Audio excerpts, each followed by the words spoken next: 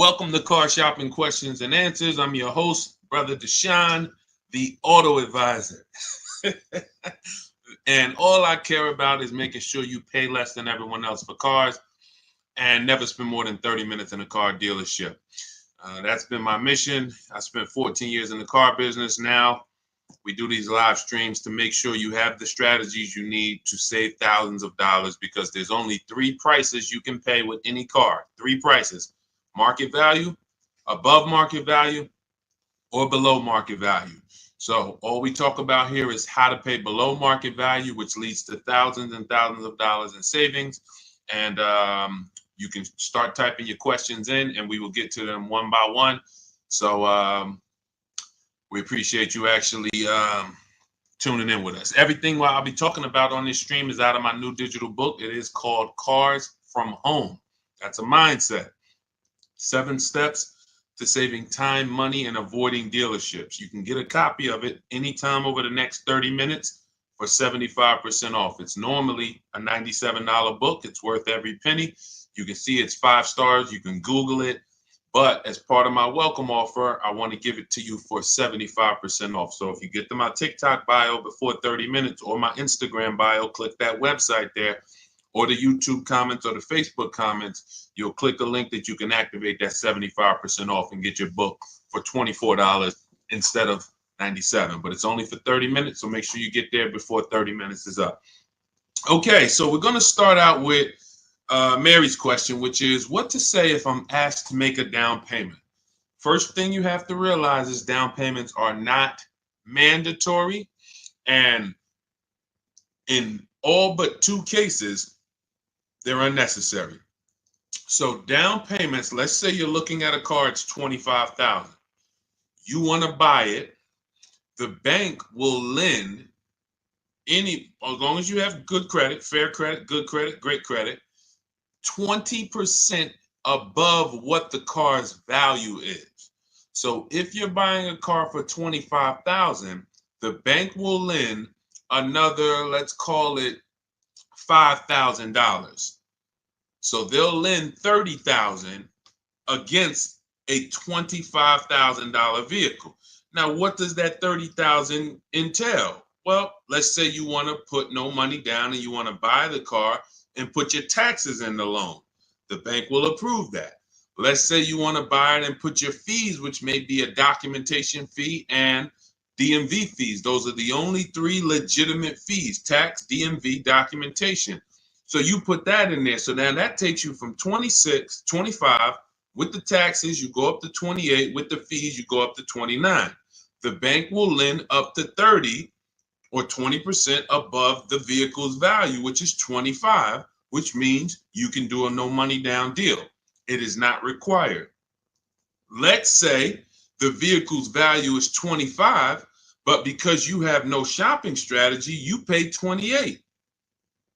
The bank only is going to lend 30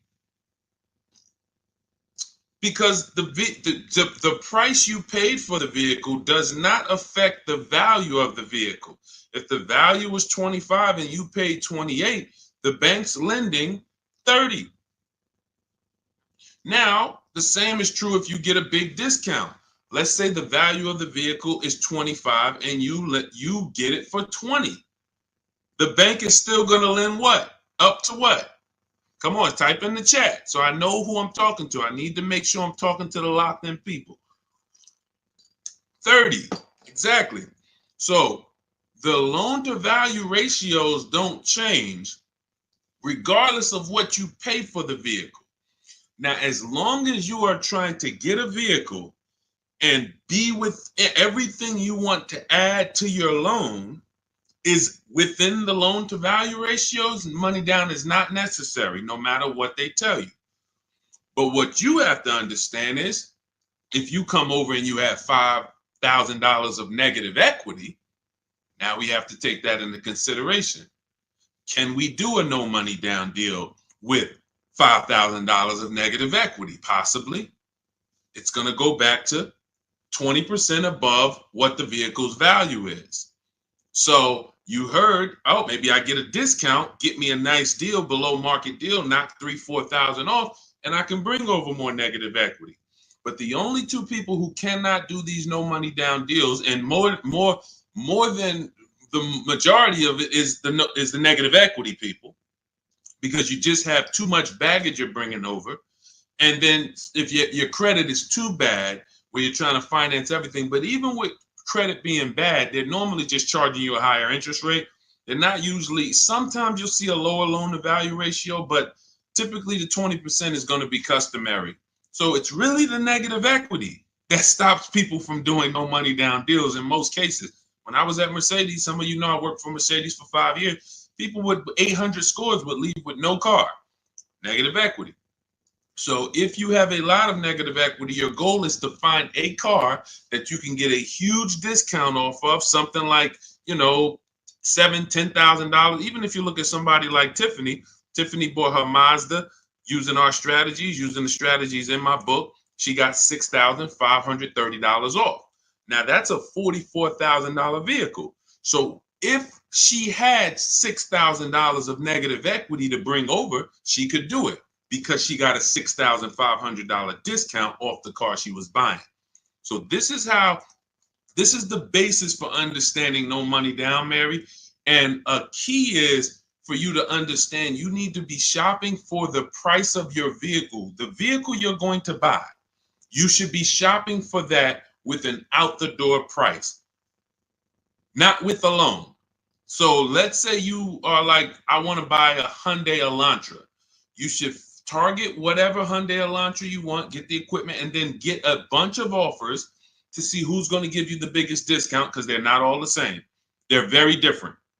This isn't the Apple store. You can go to the Apple store in California, the iPhone's the same as the one in Florida. You go to a Hyundai dealership in Bay Ridge, Brooklyn, it's an entirely different price from, Inglewood, New Jersey. And total different price than, Metuchen, New Jersey. They're all different. And that's what you have to understand. When you're shopping for your vehicle, you're shopping for the dealer who's going to sell you the car at the best price. You will handle your financing, your down payment, your interest rates in a separate process. You don't want to mix those two. Okay? That's a good start for you understanding that you should not be in a position where they're telling you make a down payment, unless you put yourself in that position. You follow what I just talked about over the last three minutes, then you should not be in that position. You should understand when a down payment is not necessary. And almost anyone can do these deals with no down payment. Go ahead, Dolan. Let's shoot the next one up. Keep typing your questions. We'll keep getting to them. What's up, Josh? Thank you for liking the video. I see you. Thank you, Bianca. Welcome to the people who are shared. Malik, 621, thank you for sharing. Shout out to the sharers. I see you. It does not go unnoticed. I appreciate everybody who shares, hit that share button, and sends this broadcast to some other people. I appreciate you. All right, AG, car shopping for a used Tesla X, how to save or haggle. There's two types of used car dealerships. When I worked at Mercedes, the first Mercedes-Benz dealership I worked at, big markups, wants to negotiate. Big markups. $7,000, $10,000 markups, very exclusive cars in the particular case. But even if they didn't, they didn't have to have Mercedes. There's other dealerships that do this. They're going to leave themselves big markup, and then they're going to say, hey, let's negotiate. This is also for dealers who get a lot of traffic walk-ins. They're either on a highway. They know that we're going to get 50 people on a Saturday to walk in, so they can charge. They put these prices up. And they're not trying to really sell them online. They're trying to sell them to the unsuspecting locals.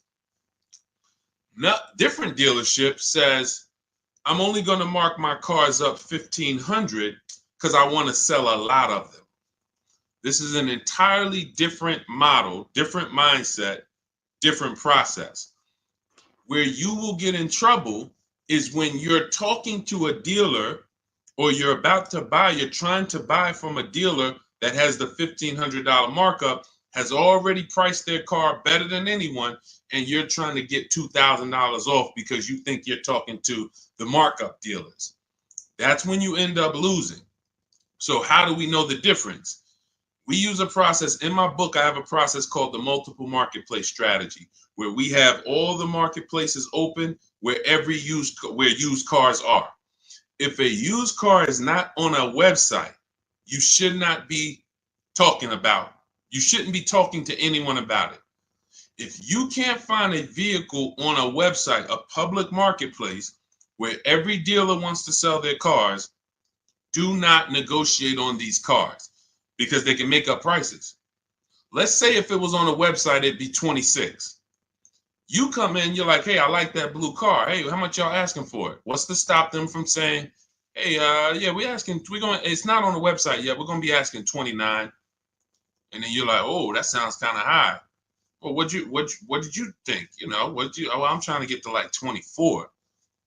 Now, meanwhile, if you'd have sold for 26, you probably would have, asked for, but because you think he's asking 29, now he could talk you down to 26 and you think you got a good deal.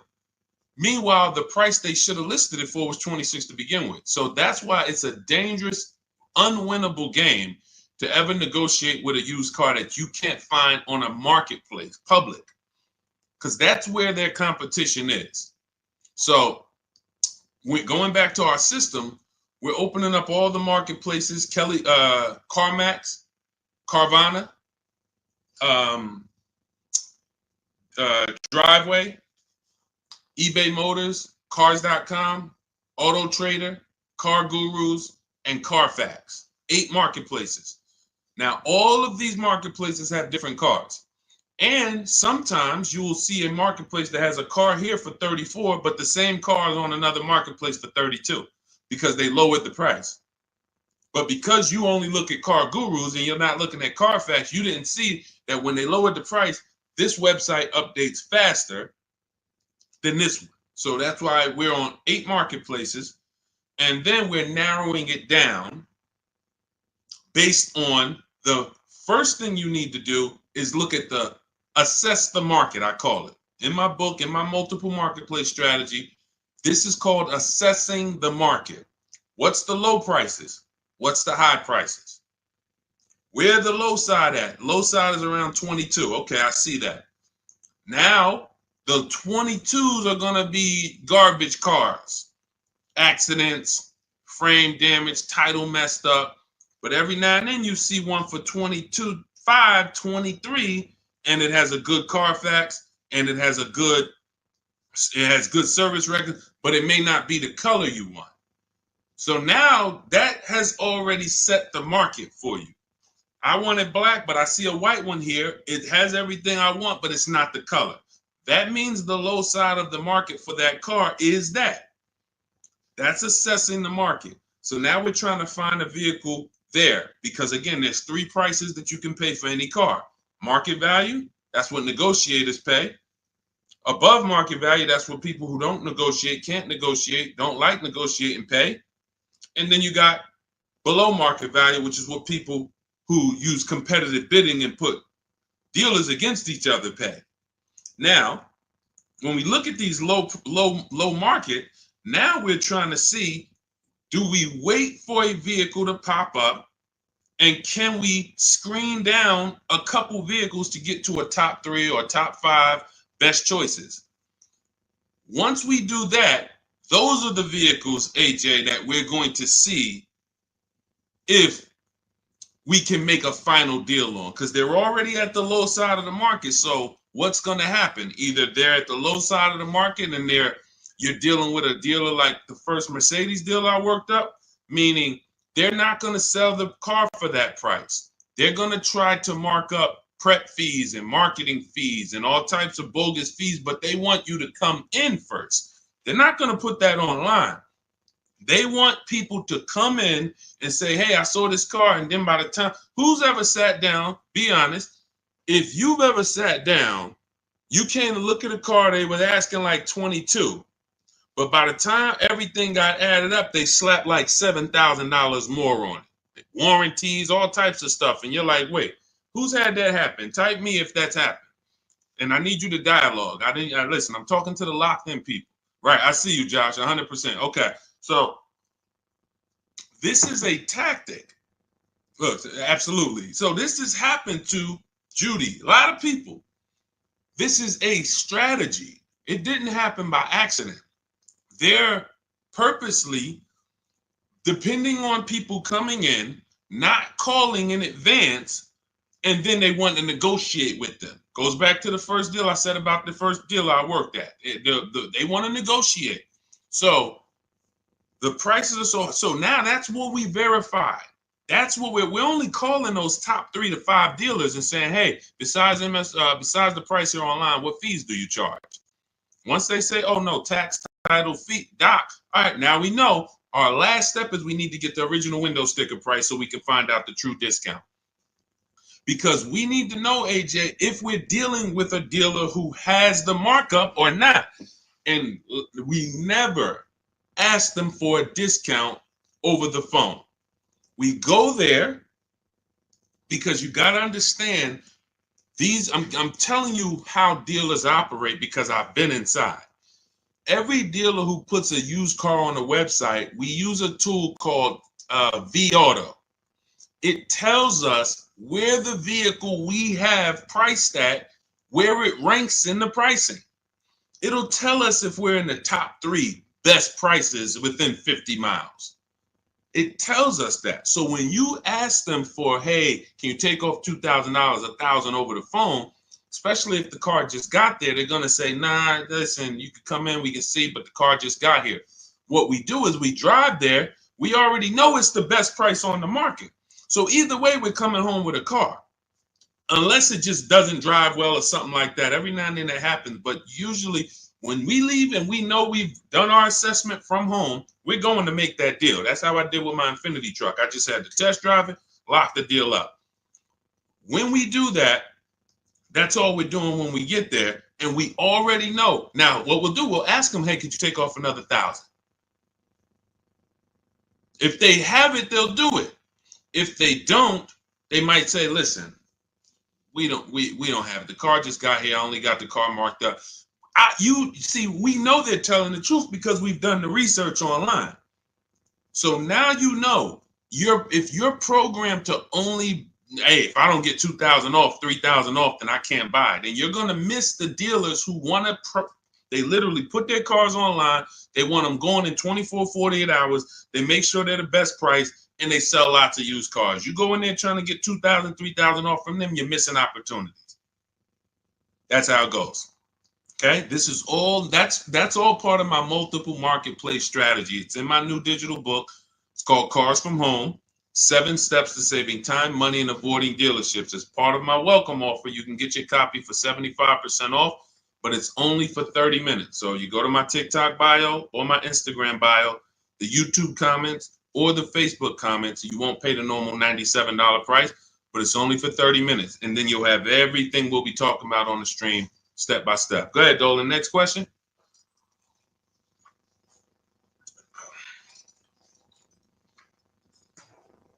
Okay, Mel, what's going on? A 5-year loan to buy a 2022 Jeep Compass. Is it good to trade in for a lease now? So this sounds like, Mel, you figured out you should be leasing, not buying. And now you're like, should I make that move now? In my book, step 1 is the leasing versus buying question, because this is the foundation of your car deal. You need to know how you're going to beat depreciation. So normally what happens is when people learn about the 8-year rule, which says if you're not buying a car to keep it for 8 years, then you should be shopping for a below market lease, not a purchase. So when people learn that, oftentimes they're like, okay, I know I'm not keeping this car. I'm in 8 years. Should I wait or should I transition to a lease now? There is no benefit to you waiting. As long as your equity situation isn't so bad where it's going to stop you from transitioning to a lease, the play is to move to a lease as soon as possible, because you're not going to get the money back you're putting into owning these cars. The only people that get the money back for owning these cars are long-term owners. 8 years, 10 years. We got people on here who have cars. I'm sure some of you have had cars for 8, 10, 12 years, maybe even more. We usually get somebody on here that has a car for more than 15 years. This is the people who get all the money out the cars. So if you're keeping a car in a short term, you're not getting the money out of them. You're putting the money in, But then when you go to replace it and you see how much you're getting back for it, you're like, wait, all this money I put in, this is all I'm getting back. That's why you don't want to put the money in. And that's what happens with below market leases. You look at somebody like Zafrina. Zafrina's driving a $65,000 vehicle, Jeep Grand Cherokee. I got it here on the screen. She's paying $579 a month, no money down. So $65,000 vehicle, that would normally be $1,200-1,300. She's paying $579 a month, no money down. She's never putting the money in. Raphael, she has a Jeep. This is her second car using our process. This is my second car. Look, she said it worked. Follow 2024 Jeep Grand Cherokee 4x4. MSRP is $46,000. Well, it's $45,900, but let's say 46. Payments $549. That's a 1.19% lease. That's normally at $45,000 before we even throw the taxes in. That's normally a $900 payment on a 5-year loan. You can type that into any auto loan calculator and see. So you're going from $900 to $549. $900 is what people are paying to buy, unless they put more money down. And then, see, people never factor in their money down. So that's why I always, when I'm talking to you, I'm going to let you know how much it costs with no money down. Because if it's $900 a month with no money down, but you decide you want to put $15,000 down, you can't tell people, well, my car payment's only $700 a month. What about the $15,000? Let's divide that, and then you'll see, no, it was actually $900 a month that you put into this vehicle. So that's why I compare, in every case, no money down, so we can really see how much these vehicles are costing us. So when you're paying $900 a month, you need to try to get that money back. And after a while, you'll see if you pay the car off and you keep it a long time, it makes sense. If you keep a car, somebody just said I had an 03 Camry from day one. Look, 307,000 miles. Now, time heals all wounds. He could have paid $10,000 too much for that Camry. Just overpaid. He didn't know what he was doing. It was supposed to be 20. They charged him 30. But if he kept the vehicle 20 years, do you see how that doesn't quite matter? What would matter is the short term. The short term. So the key is understanding, if I'm not keeping my vehicle long term, 8+ years, I shouldn't be buying, because I'm not going to beat the depreciation. I should be shopping for deals like Raphael got, like Zafrina got, like Jen got, like Ansley got, where they're leasing these vehicles, driving brand new cars, not putting a lot of money into them. They're paying cents on the dollar. These are below market leases. These aren't regular leases. And then you're beating depreciation that way because you're not putting a bunch of money into these vehicles. So there's no benefit, Mel, in waiting. You should do your equity assessment. You've already done step one, deciding whether you're going to buy or lease. Now you move to step two in our process. That's the equity assessment, where you call your bank, get your payoff, then go to the 6 websites we teach that pay cash: CarMax, Carvana, Driveway, KBB Instant Cash Offer, Car Gurus, AutoNation. Once you do your equity assessment, it's going to tell you, do you have positive equity, negative equity? And then you will move to the third step, but you have to do that first. So, but there's no benefit in waiting. None. Not one benefit in waiting longer to stay in a bad financial structure when you can go into a lease. Great question.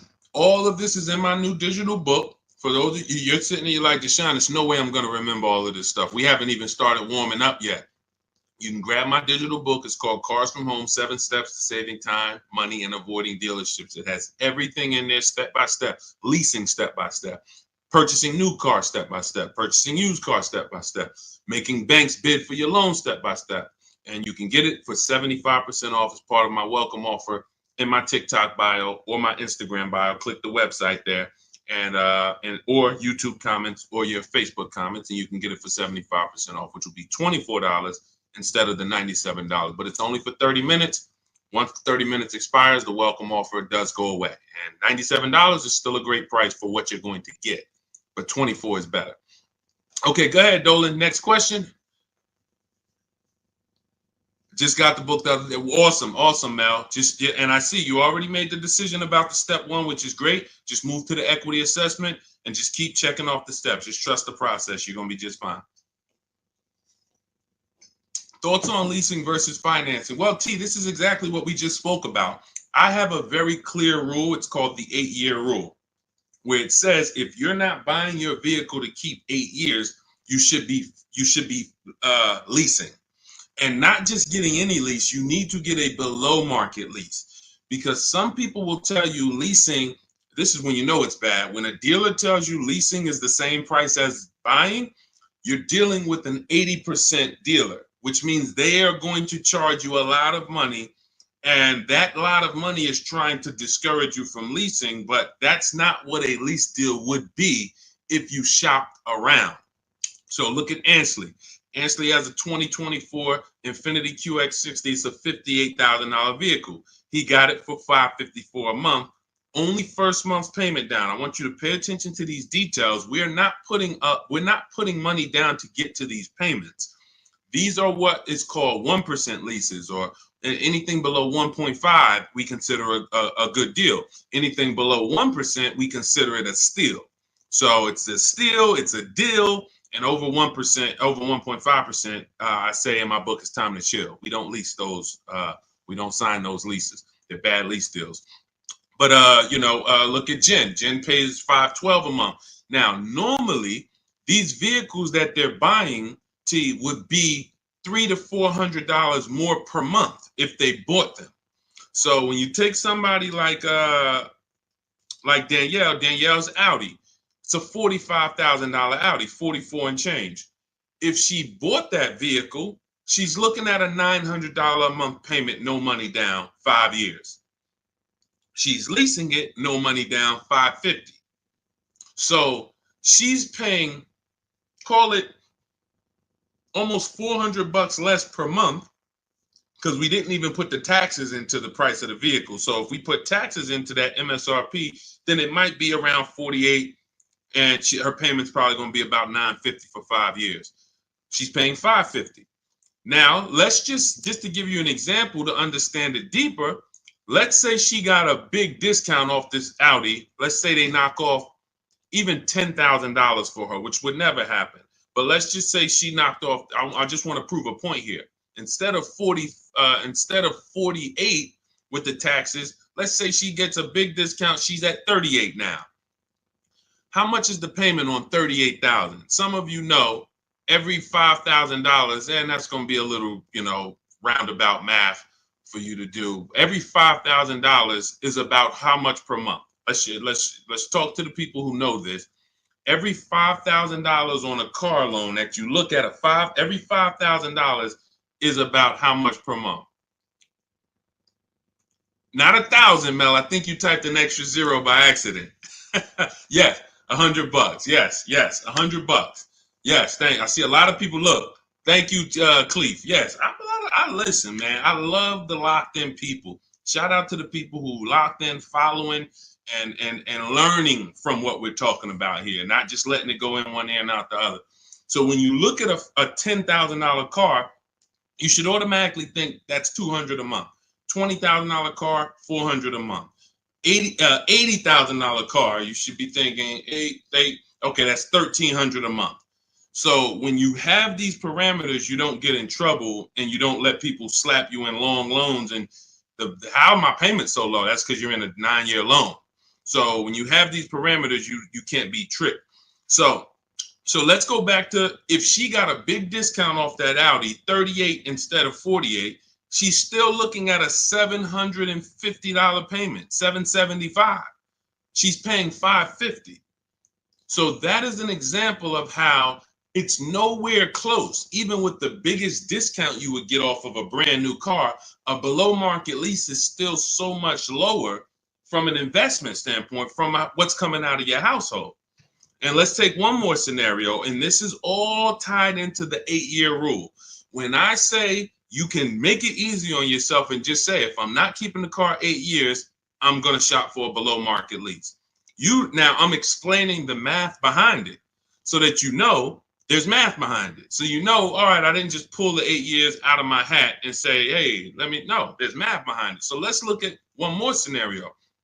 Let's say Danielle, somebody says they want to get a used Audi, because there's some of you you're like, well, Deshaun, what if I buy used? Does it still make sense? Does the 8-year rule still apply? Because I'm going to knock, 20, 30% off the price. If I get it used, now it makes sense to buy, right? No, it doesn't. Let's go deep on this. So let's say Danielle, instead of 44, where her Audi is, let's say she finds a nice one for 28. 3-4 years old. I'm being generous. She finds a nice one for 28. With taxes, let's just round it out to 30. That's her all-in price. She finds her a nice 3 to 4-year-old Audi. 1 year left on the warranty, and then she's going to be on her own. $30,000. What's her payment? 5 years. What's her payment? Let's go. Type in. $30,000, $600 a month. Thank you. $600 a month. So we just took some very clear scenarios, and we took 35,000 would be 600 a month. Would be 700. Josh, 30,000 is going to be 600. Yep, you got it. I see you updated it. So now let's look at this. We have a scenario where Danielle's driving a brand new Audi for the next 3 years, $550 a month. Had she bought a brand new one with a dramatic discount, she's still be with a regular discount, she's going to be $900 a month. With a dramatic discount, she's still going to be it was close to it was 38. So 38, still close to almost $800 a month, $775. Then with her used version, if she bought a used version and got a great price on it, 28 plus tax, she's at $600. So every one of those scenarios is much more expensive than the purchase and then the lease, than the below market lease. And frankly, you can't really compare a 3-year-old, 4-year-old Audi to a brand new one. You just can't. Because you're only you're paying $600 a month, I'm paying $550, but the benefits even outweigh that. You're gonna have no warranty after a year. Anything goes wrong, you're on your own. You're going to, 3 years from now, your vehicle's going to be 7 years old. 3 years from now, I'm going into a brand new, another version, 2028 or whatever's going to be out then. So there's no comparison. When does the buyer win? The buyer wins in the long run. You can see the buyer's losing in the short term, right? In every one of those scenarios I just laid out, the buyer is clearly losing. Brand new car buyer paying $300, $400, $500 a month more than the below market lease, losing.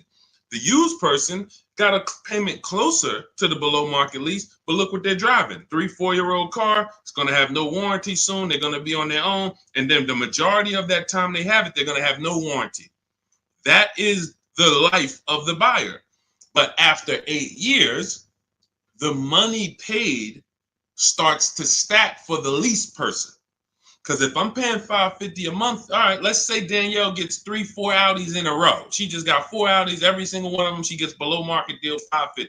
Below market deal $550. After she gets to year 8, she's paid more than these other people. Year 8, she's paid more.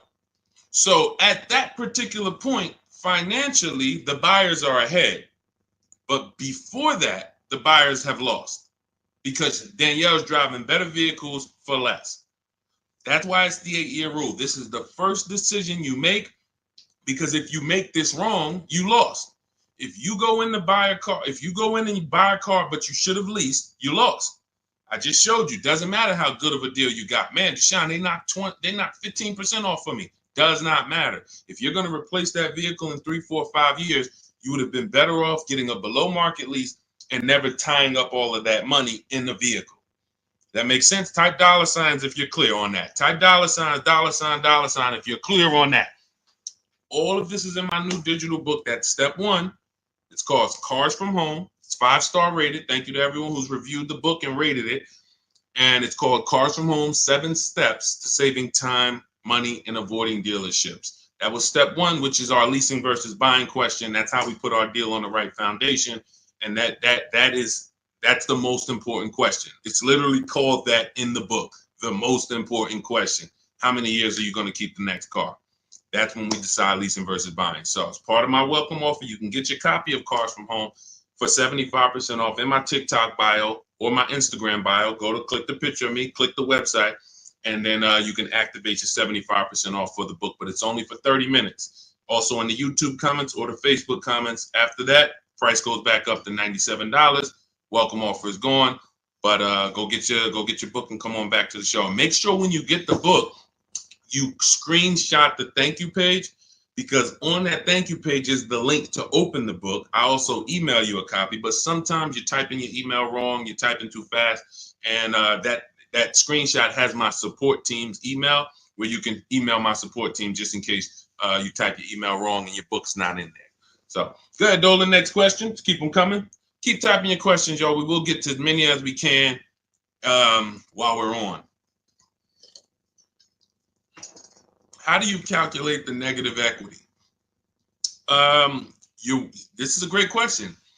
Negative equity, you want to calculate based on your highest possible offers. When you calculate your negative equity based on anything but your highest offers for your vehicle, then you are now putting yourself in a position where you have more negative equity than you would have. So let's say you go into a car dealership, which we never do, and talk numbers. We go into a car dealership, test drive, pick up our car, but you're there, you're talking numbers. Now they look at you and they tell you your car is only worth 16. You have $6,000 of negative equity. That means you owe 22. So your car's worth 16, you owe 22. They're telling you you have $6,000 of negative equity. Now, the problem is, if you believe that without actually doing what we call the equity assessment, which is getting bids for your car from companies that pay cash. They buy cars same day, you come out, or sometimes they send an inspector. It's a very quick process. They cut you a check and they pick up your car, right? There's 6 companies we use right now to do that. Carvana, CarMax, Driveway, Kelly's Blue Book, Instant Cash Offer, AutoNation, and Car Gurus. Now, these 6 companies bid, we get their bids. Now, let's say CarMax decides they can pay you $19,000. You owe 22. How much negative equity do you have now? The dealer, your car was only worth 16 to them, but to CarMax, it's worth 19. So instead of 6,000 negative equity, you only got 3,000. But if you didn't get the highest offers for your vehicle, your negative equity is going to appear larger. It's going to be larger. And it's not because it should have been. It's because you didn't employ strategies to maximize your vehicle's value by putting it on the open market. You wanted to do a quick deal and you took less money than you could have gotten trading in a car. We don't do that. So, Mary, we do the equity assessment. That's going to tell us right then and there how much negative equity we have or how much positive equity we have. It takes 15, 20 minutes to do. Just go to those 6 sites. That's in my book, Step by Step. That's step 2, the equity assessment. Once we actually decide whether we're going to buy or lease, that's step 1. Now we move to step 2, which is the equity assessment. We don't move forward until we found out what our equity position is. Okay, does that make sense? All right, go ahead, Dolan. Next question. And some of you are going to find out that you have more equity than you thought, and you don't have to wait to sell your car. So, I've had people who thought they had to wait until the car was paid off. If you ever, you might have thought, Sean, I thought I had to have my title to sell a car. No, you don't. You can sell a car you still have a loan on. Absolutely. And the reason I know this, people think this way, because when I was at the dealership, people would walk into the dealership. I get a guy who's like, hey, is that the new version there? That's the 2020 whatever. I'm like, yeah, that's the one just came out. He's like, all right, I got 3 more payments left, and then I'm gonna come see you for that. I'm like, what? Hold on, let me talk to you. Because someone told him, and it could have been based on 30 years ago. Maybe there was a time when you couldn't sell a vehicle without paying it off and having the title. I don't know. But in this particular case, it makes no sense to run a race, pay off a car, and then turn around and go get another car. You should be leasing. Because that's one of the downfalls of leasing is you always have a payment. Now, there's benefits there, but if you are buying and you always have a payment, because literally as soon as you pay off your car, you go get another car, and then you go get another car, and you always have a payment, you've never reached the reward stage of buying. So, IG, how would you know a car is below market value?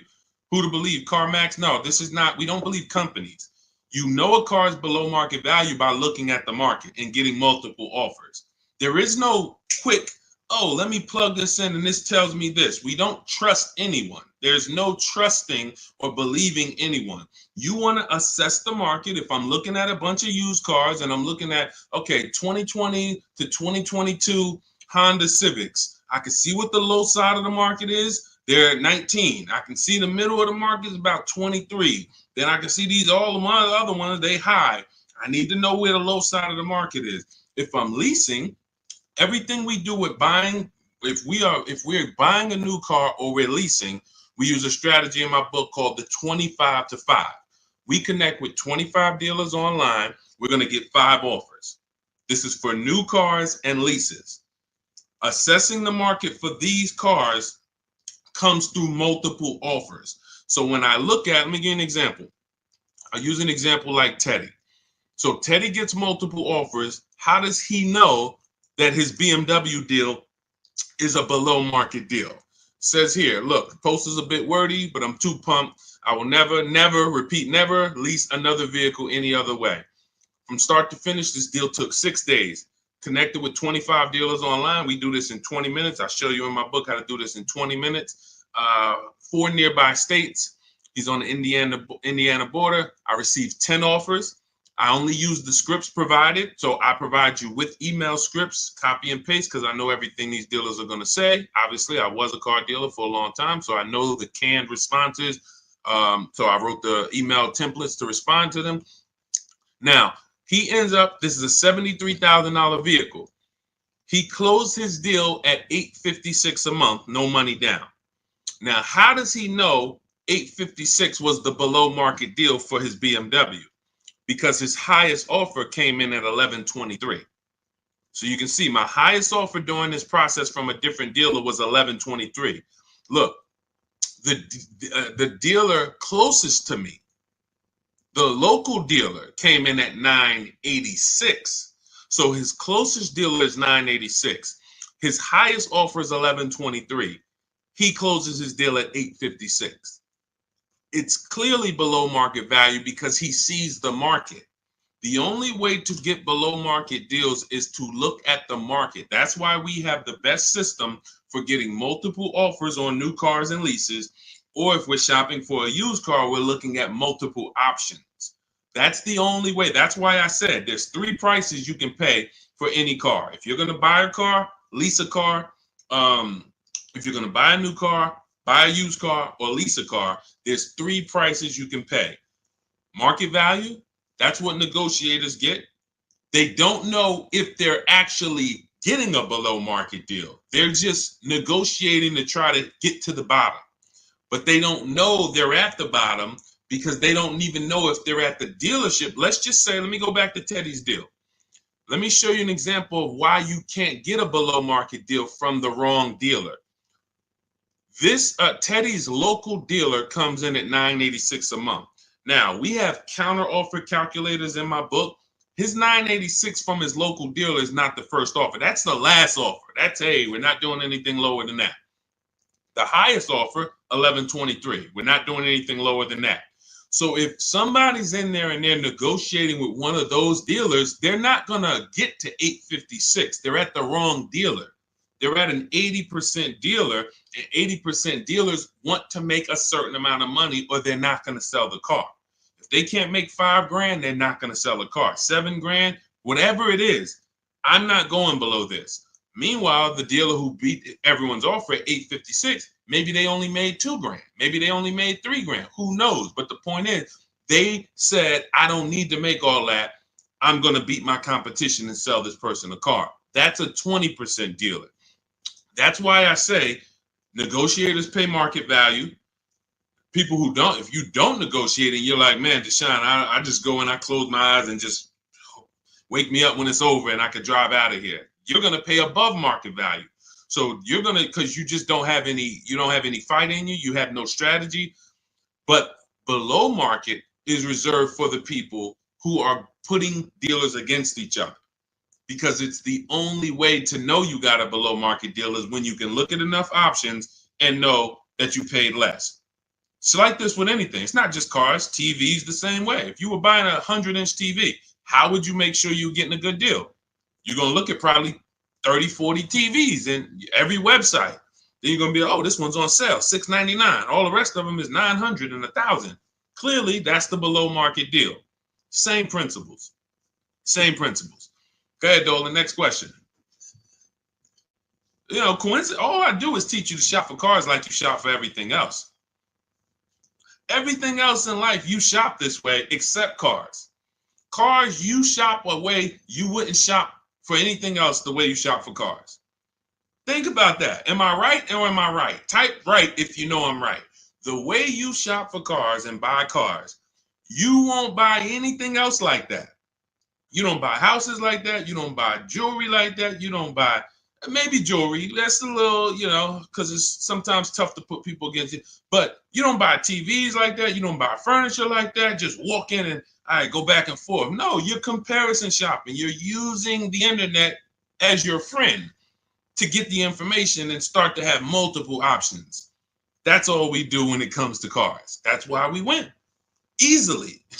It's no struggle when you're using the internet to put people against each other. The struggle is going in and battling and begging someone to take money off when you're already about to spend 30, 40 grand with them. Imagine that. You're about to make a $40,000 transaction and you're just begging, come on, can you take off another 500? Just $40,000.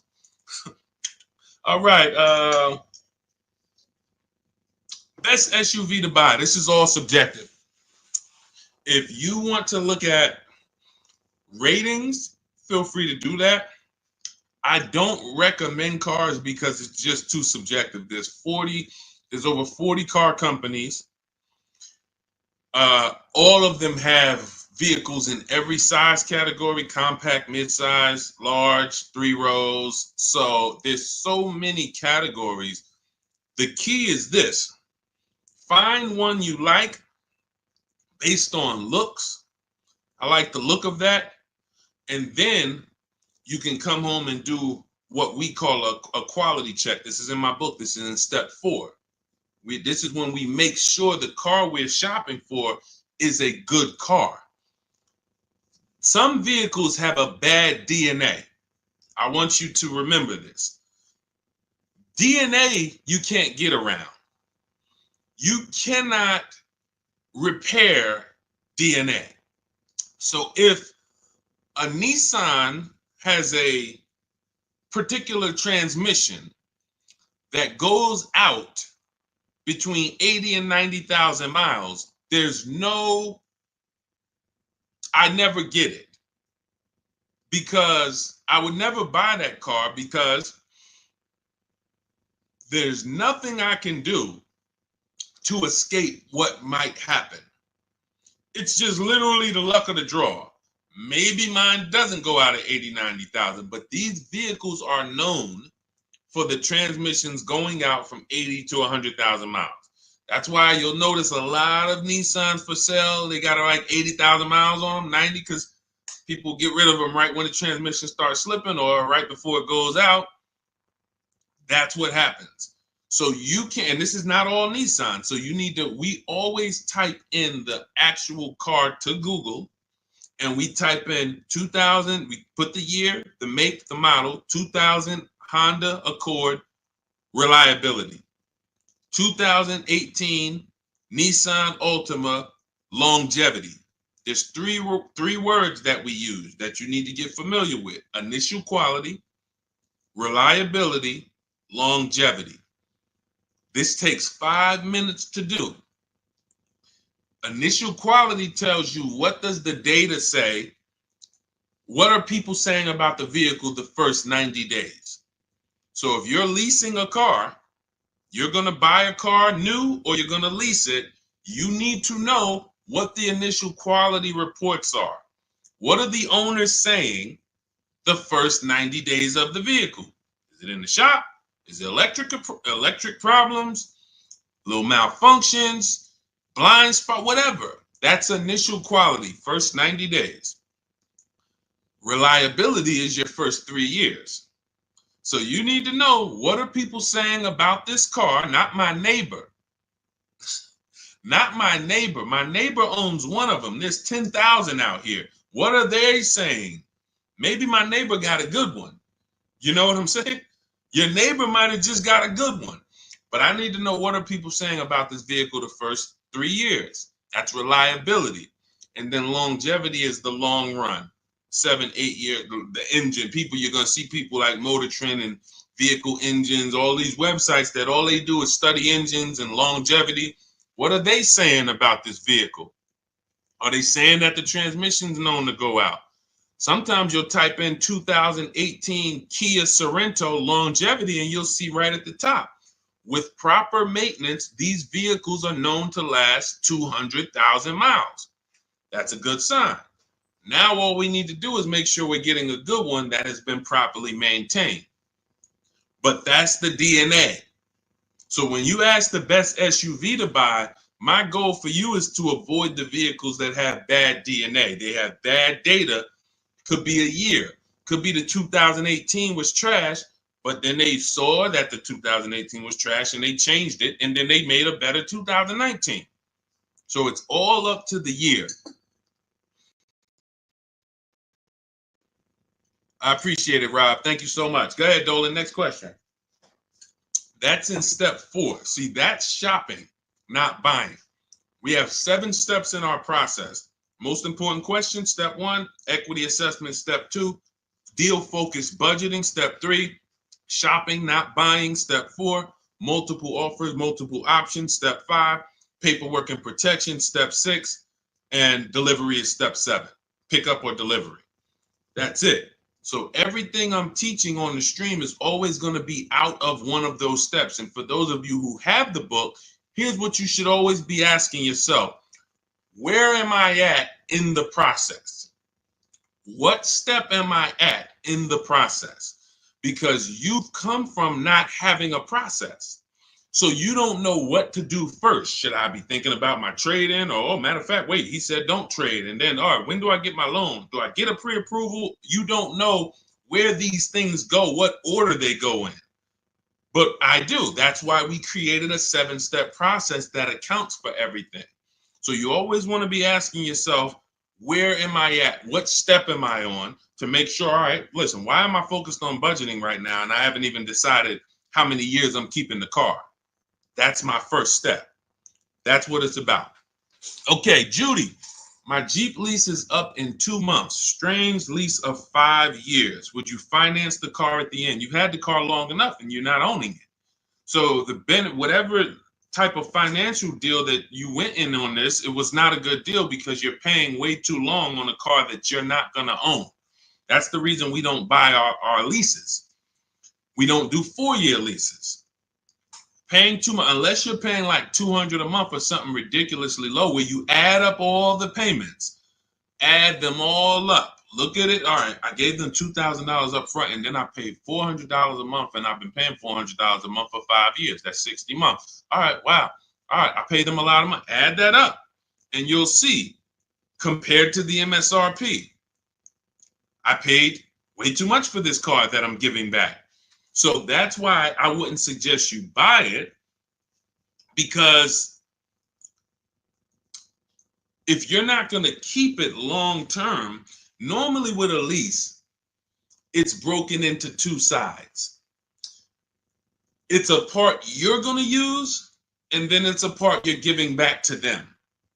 You're not paying towards that part. Let's say it's 50-50. You could stretch your side out. You got to pay half this car. You could stretch that out for 4 years or 5 years. But it has nothing to do with that back end. You're still going to owe. If you want to buy this thing, you still got that other half. So I don't know what your lease deal is, but if it's structured like a normal lease, you've just broken down your side. You're not paying it. Now, if you've paid into the car, 60, 70% of the car, but I don't think you have, because that wouldn't be a lease. That would be a loan. That would be like, hey, I'm paying the car off. I paid it off for 5 years. I only got 2 years of payments left.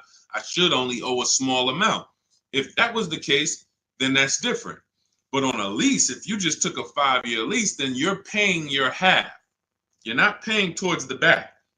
So you might have a very, very low payment, but you're not actually building, you're not paying towards the car. You're only paying towards the half you're going to use. So in that particular case, I would give the car back. Now, again, I don't know the exact details, but that just doesn't, but here's the benefit of leasing is cents on the dollar. Look at somebody who has a Jeep. You can see here, Raphael got her Jeep. It's a $46,000 Jeep. She's paying $549 a month, no money down.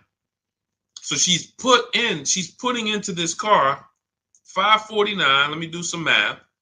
This is why when we get away from these structures, it doesn't make sense anymore. $549 times 36, that's $19,700. Now, going back to her deal, the vehicle itself is $45,900 plus tax and fees. She's going to pay $19,000 over 3 years. That's less than what the vehicle would normally depreciate. So her vehicle that's 46 minus 19, about 27 is what's left, not to mention her tax. This is why you have to be judging the lease deal. Leasing is all about, I need a low payment and I need to pay less than I would have tying up all of this money. So once we get into these long leases, we've defeated the purpose. We've defeated the purpose of leasing. So I wouldn't finance the car at the end, Judy, unless you look at your deal and you can see that you only owe like another 10 grand or something, or 12 grand. Then okay, maybe you do pick it up on the back end, but then you should have equity, because if it's going like a normal loan and you've been paying for 5 years, you should do your equity assessment. You have equity, but if you're in a 5-year lease, you won't have equity. All right, it's just, that's a strange structure for sure, like you said, and never do it again. Unless I'm wrong about it, that's just not something that you want to do again. And hopefully you had a super low payment and you just kept the payment low for 5 years. But again, you're in the same car. There's no warranty. It's just, let's do something different. There's much better ways to benefit financially and drive, nice vehicles. Yep, you got it, Elaine. Thank you. Thanks for always tapping in. I always see your comments on my videos. I appreciate it. Go ahead, Dolan. Next question. Okay. Rita, what have you heard about the 2024-2025 Nissan Kicks? I would look at what we said over the last 7-8 minutes when we're checking the DNA of a vehicle. I ran down how we check reliability, initial quality, and longevity, and I would let it go from there. I don't give my opinions on cars. Now, what I do is I'm preparing these top 5 reports. So that's something we want to launch big in the next 2-3 weeks. We want to start giving you, based on the data, what are the top 5 worst SUVs, compact SUVs? What are the top 5 worst luxury cars? What are the top 5 best compact luxury cars? So we want to give you those things based on data, but that's not my opinion. You don't want to take someone's opinion on a car. You want to go where the data goes, because the data polls tens of thousands of people who have the car, and they report, this is what people are saying. This is what most people are saying. And that's all we want to focus on. But what I do, Rita, is go back into the YouTube video, rewind about 7-8 minutes. You'll hear my whole layout of how we check reliability, dependability, initial quality, longevity, how we check the DNA. That's checking the DNA of the car. And that's what's super important. You don't want to end up with a car that's in the shop every 3 months. I could teach you to get paid less than everyone. Yeah, all right, you use the strategies, you paid less than everyone. But what does it matter if you have a car that's now, every time you go out, check engine lights on, every 3 months, check engine light. What is this? So make sure you do that. Okay, and this is all in my new digital book, Cars from Home, 7 Steps to Saving Time, Money, and Avoiding Dealerships. We're talking about a piece of step 4, which is shopping not buying. The reason it's called shopping, not buying, is because shopping is deciding what you want. Now, you're not taking enough time to do that. You are letting people rush you in a lot of cases.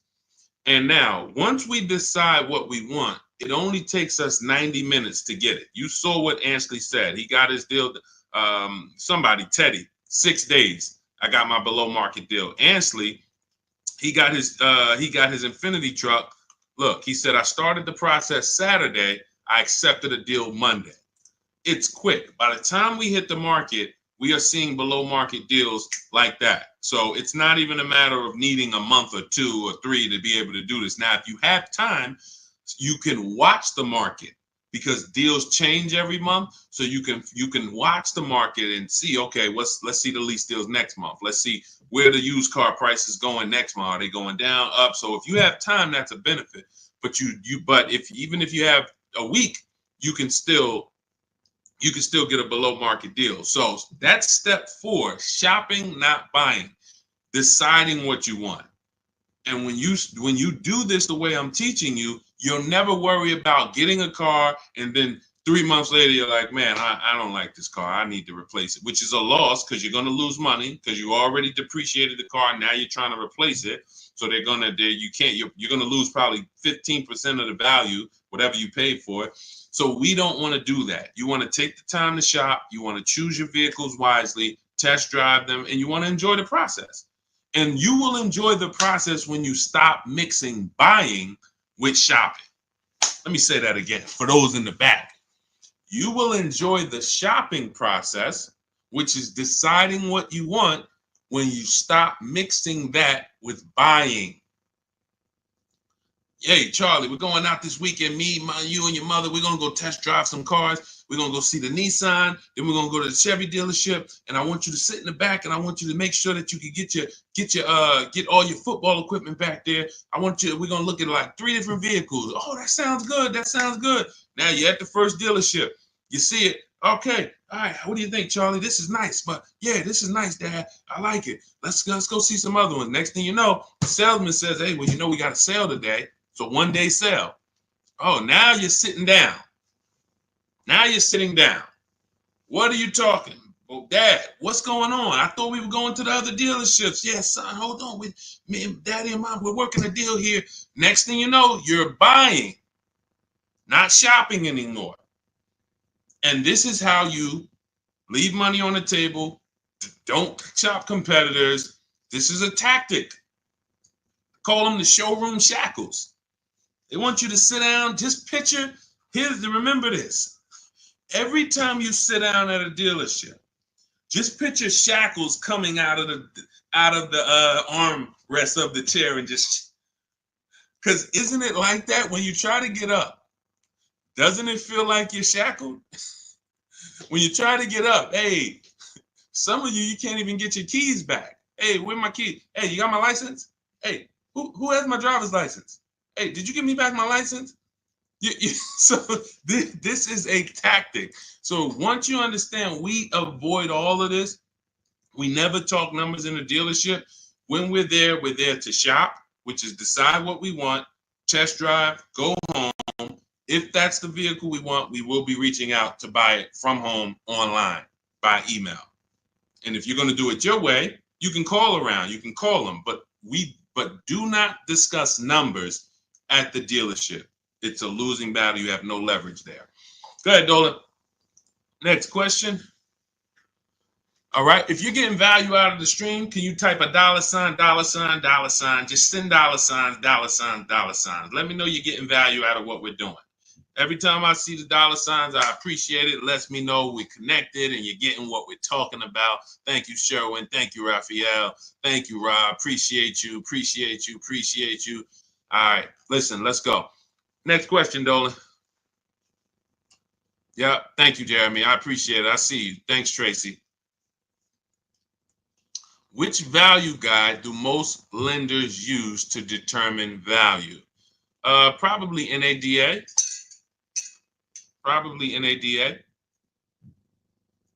But you should be shopping for below market deals.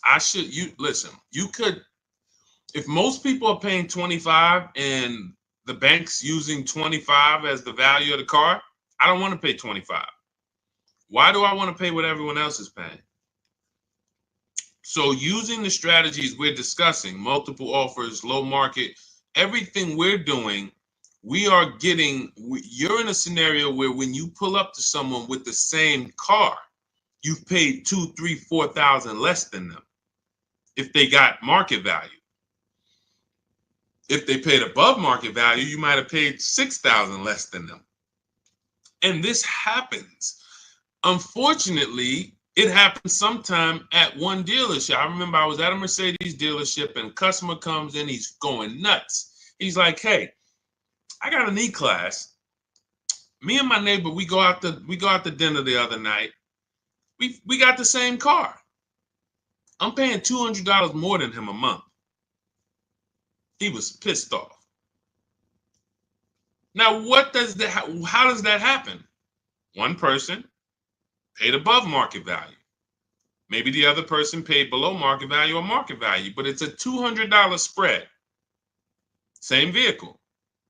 So when you're using what we're talking about, what you're learning in my book, what I talk about on these streams, you are not anywhere near what lenders should be looking at you and saying, man, that's be good. I don't know how you got the vehicle for that price, but that's a good loan to value ratio. In case the vehicle gets totaled, we know that we're in a good position. We know, rather than, hey, this guy has a vehicle, it's worth 27, but he bought it for 28. He's cutting this thing close. He needs gapping. So, all we care about is below market. We're not interested in none of these high prices, and how bad they are for other people, unfortunately. Go ahead, Dolan.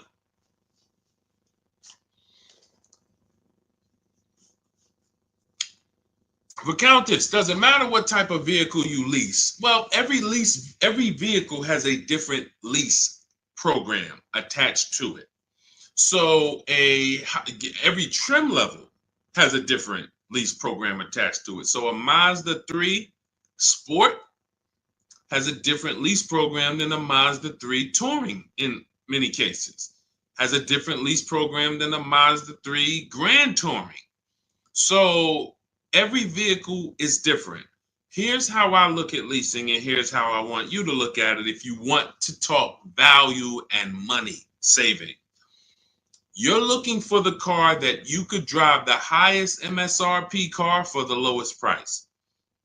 So my first lease was a Pontiac G6 $256 a month. It was like a $20,000 car in 2006. I paid a little more for it because I didn't have the credit. I had never financed the car. So I had to pay, I think I got tier 3 through my dealership. It was like maybe $40, maybe $30-something more per month that I had to pay. But my next lease was when I was at Mercedes, I leased an Infiniti that was next door. It was like a $32,000 car, $325 a month. It was an Infiniti G25. And then maybe a $35,000 car, G25. Then I leased a Q50, which was a $45,000 car, $345. Then I leased another Q50 because this was my wife's car, $365. And then I leased myself a Jeep Grand Cherokee 2018, $330, $35,000 truck, $330 a month. These are all under 1%. You take the monthly payment, divide it into the total MSRP. If it's under 1%, this is a steal. Incredible value. You're driving very expensive vehicles for very, very low payment.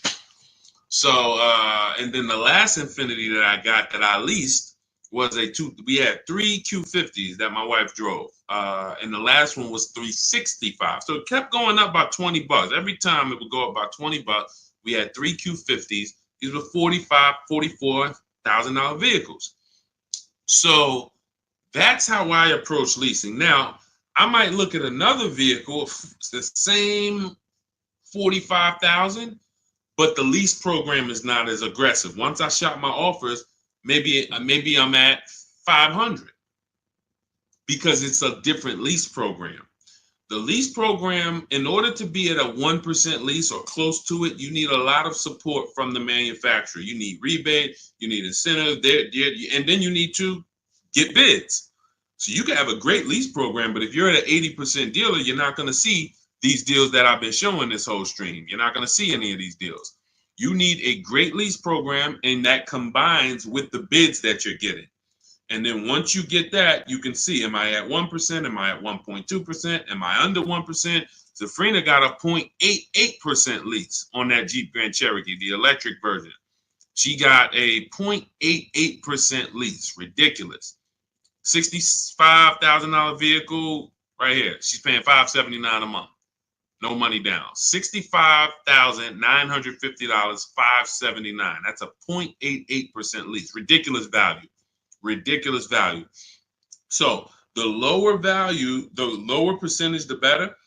I max it out in my book. I teach you the 1.5% rule. 1.5%, we don't lease above that. We don't lease cars where the lease deal is above 1.5%, because when you add up all the payments, you're paying too much for a car you're giving back above 1.5%. It doesn't make any financial sense to lease the vehicle at that point. We just go to another vehicle. I've had people that said, Deshaun, I wanted to lease the Range Rover. I got all my offers back. It was 1.6, 1.7, 1.9, 2. What do you think? I said, pick another vehicle. Go back to the Range Rover in 3 years. Maybe it'll have a better lease program then. There was a time, I remember Range Rover Sports had a great lease program. There was a time where the Velar had a great lease program. It goes away. And then they're like, hey, you know what? We need to sell some of these. It comes back. So, but it's so many vehicles out here. It doesn't make sense to lease something where you can't get it for below 1.5 or even lower, because there's just so many vehicles. You can find one with a great lease program using what I teach. Every vehicle you shop, it's only going to take you 90 minutes to see the market. Once you get to step 5 in my process and you're actually shopping the market for lease deals, it only takes 90 minutes to go to the websites, copy my scripts, and then get the offers back. So you can do this for 3-4 vehicles over a weekend if you want. But that's what you need to do. And then you determine what's the best value for me. Simple. I'm only leasing vehicles that I know I can drive them for cents on the dollar, and they're expensive vehicles. I don't even do 1.5. Sometimes you'll see somebody, they really like a vehicle. I always say, if you really like a vehicle, you shouldn't be leasing. If you're leasing, you don't love a vehicle. So let's put that out there. If you're switching vehicles every 3, 4, 5, 6 years, you don't love the vehicle. People who buy their vehicles to keep 8, 9, 10 years, then we can talk about love. But leases, they so fast. You lease a vehicle in 2.5 years, you got to start thinking about what I want next. 2.5 years, what I want next. So there's no love here. You just find something you really like that has a great lease program where you could pay these low prices, and then you move on and you do it again in 3 years. Don't fall in, that's what leasing is about. All right. So, and look, I saw somebody say that Audi, there's no rhyme or reason. All you can do is pick a vehicle, shop the market. There's no Audis have the best lease deals, Jeep Grand Cherokee, because look at how many vehicles are within Audi. You have the Audi A4, and then I told you have different trim levels. You have the Premium Plus package. You have Audi A6. You have the Honda EX, EXL, Touring. These are all different lease programs. So there's no way for you to say, oh, well, I know Jeep Grand Cherokee Limited, they have a good lease program. No, you pick a vehicle, shop the market. None of these people who got these lease deals thought that, or none of the, even the people who purchased, no one, Sean saves 20 grand off his F-150 Lightning. He didn't know he was going to save that much money. Kimberly, Maserati, she gets $21,000 almost off the vehicle. She didn't know that. She didn't pick the Maserati because she knew she was going to save $20,000. She said, hey, Maserati's my first choice. Let me go shop for it. Oh, below market deal on this is $20,000 off. That's the way it works. Look, at the time last year, Eddie bought this 2023 Toyota Camry hybrid. They were extra hot at the time. He shops his best offer at that time is $2,086 off of MSRP. They had no rebates. He got multiple offers, and he said there were several dealers still charging MSRP over MSRP. Now, the market's changed on these in a year, but at the time, that was the below market deal. So no one goes in knowing how much a below market deal is going to be. You pick your vehicle, use my strategies, you get your offers, 24 hours, 48 hours, you have all the offers, you can see, how does it look? You got 5 offers, 7 offers, how does these look? Oh, wow, I'm saving $6,000. That's the best offer. All the other ones are saving me less than that. Oh, here, I'm saving 10 grand. Then you make your decision. Simple. And once you know how quick it is to actually do this, it's going to blow your mind, because you're going to say, any vehicle I'm considering, I can shop the market on it in 90 minutes and know what the below market deals are. Very empowering. So everything you're learning is out of my new digital book. It's called Cars from Home: 7 Steps to Saving Time, Money, and Avoiding Dealerships. This is a 7-step process for below market leases, below market new cars, below market used cars, step by step, A to Z. There's nothing left to chance. You can get your copy of it for it's normally $97, but 75% off, as long as you get to my TikTok bio before the 30 minutes is up, or my Instagram bio, or the YouTube comments, or the Facebook comments. That's my welcome offer. It's a digital book, so it will be in your inbox immediately. As soon as you get your book, make sure you screenshot the thank you page, because that does have my support team's email, just in case you type your email wrong. We can't email a book to a wrong email, so you could always reach out to my support team. And also on that page is the link to open the book. So as soon as you get it, you might want to open it, save it to your computer, but save the master link, because anytime I update the book, you actually get the updates. A couple months ago, Vroom went out of business. Vroom used to be in our equity assessment, used to be on our used car marketplace reports. They go out of business. We got to delete them. I went into the file, removed Vroom.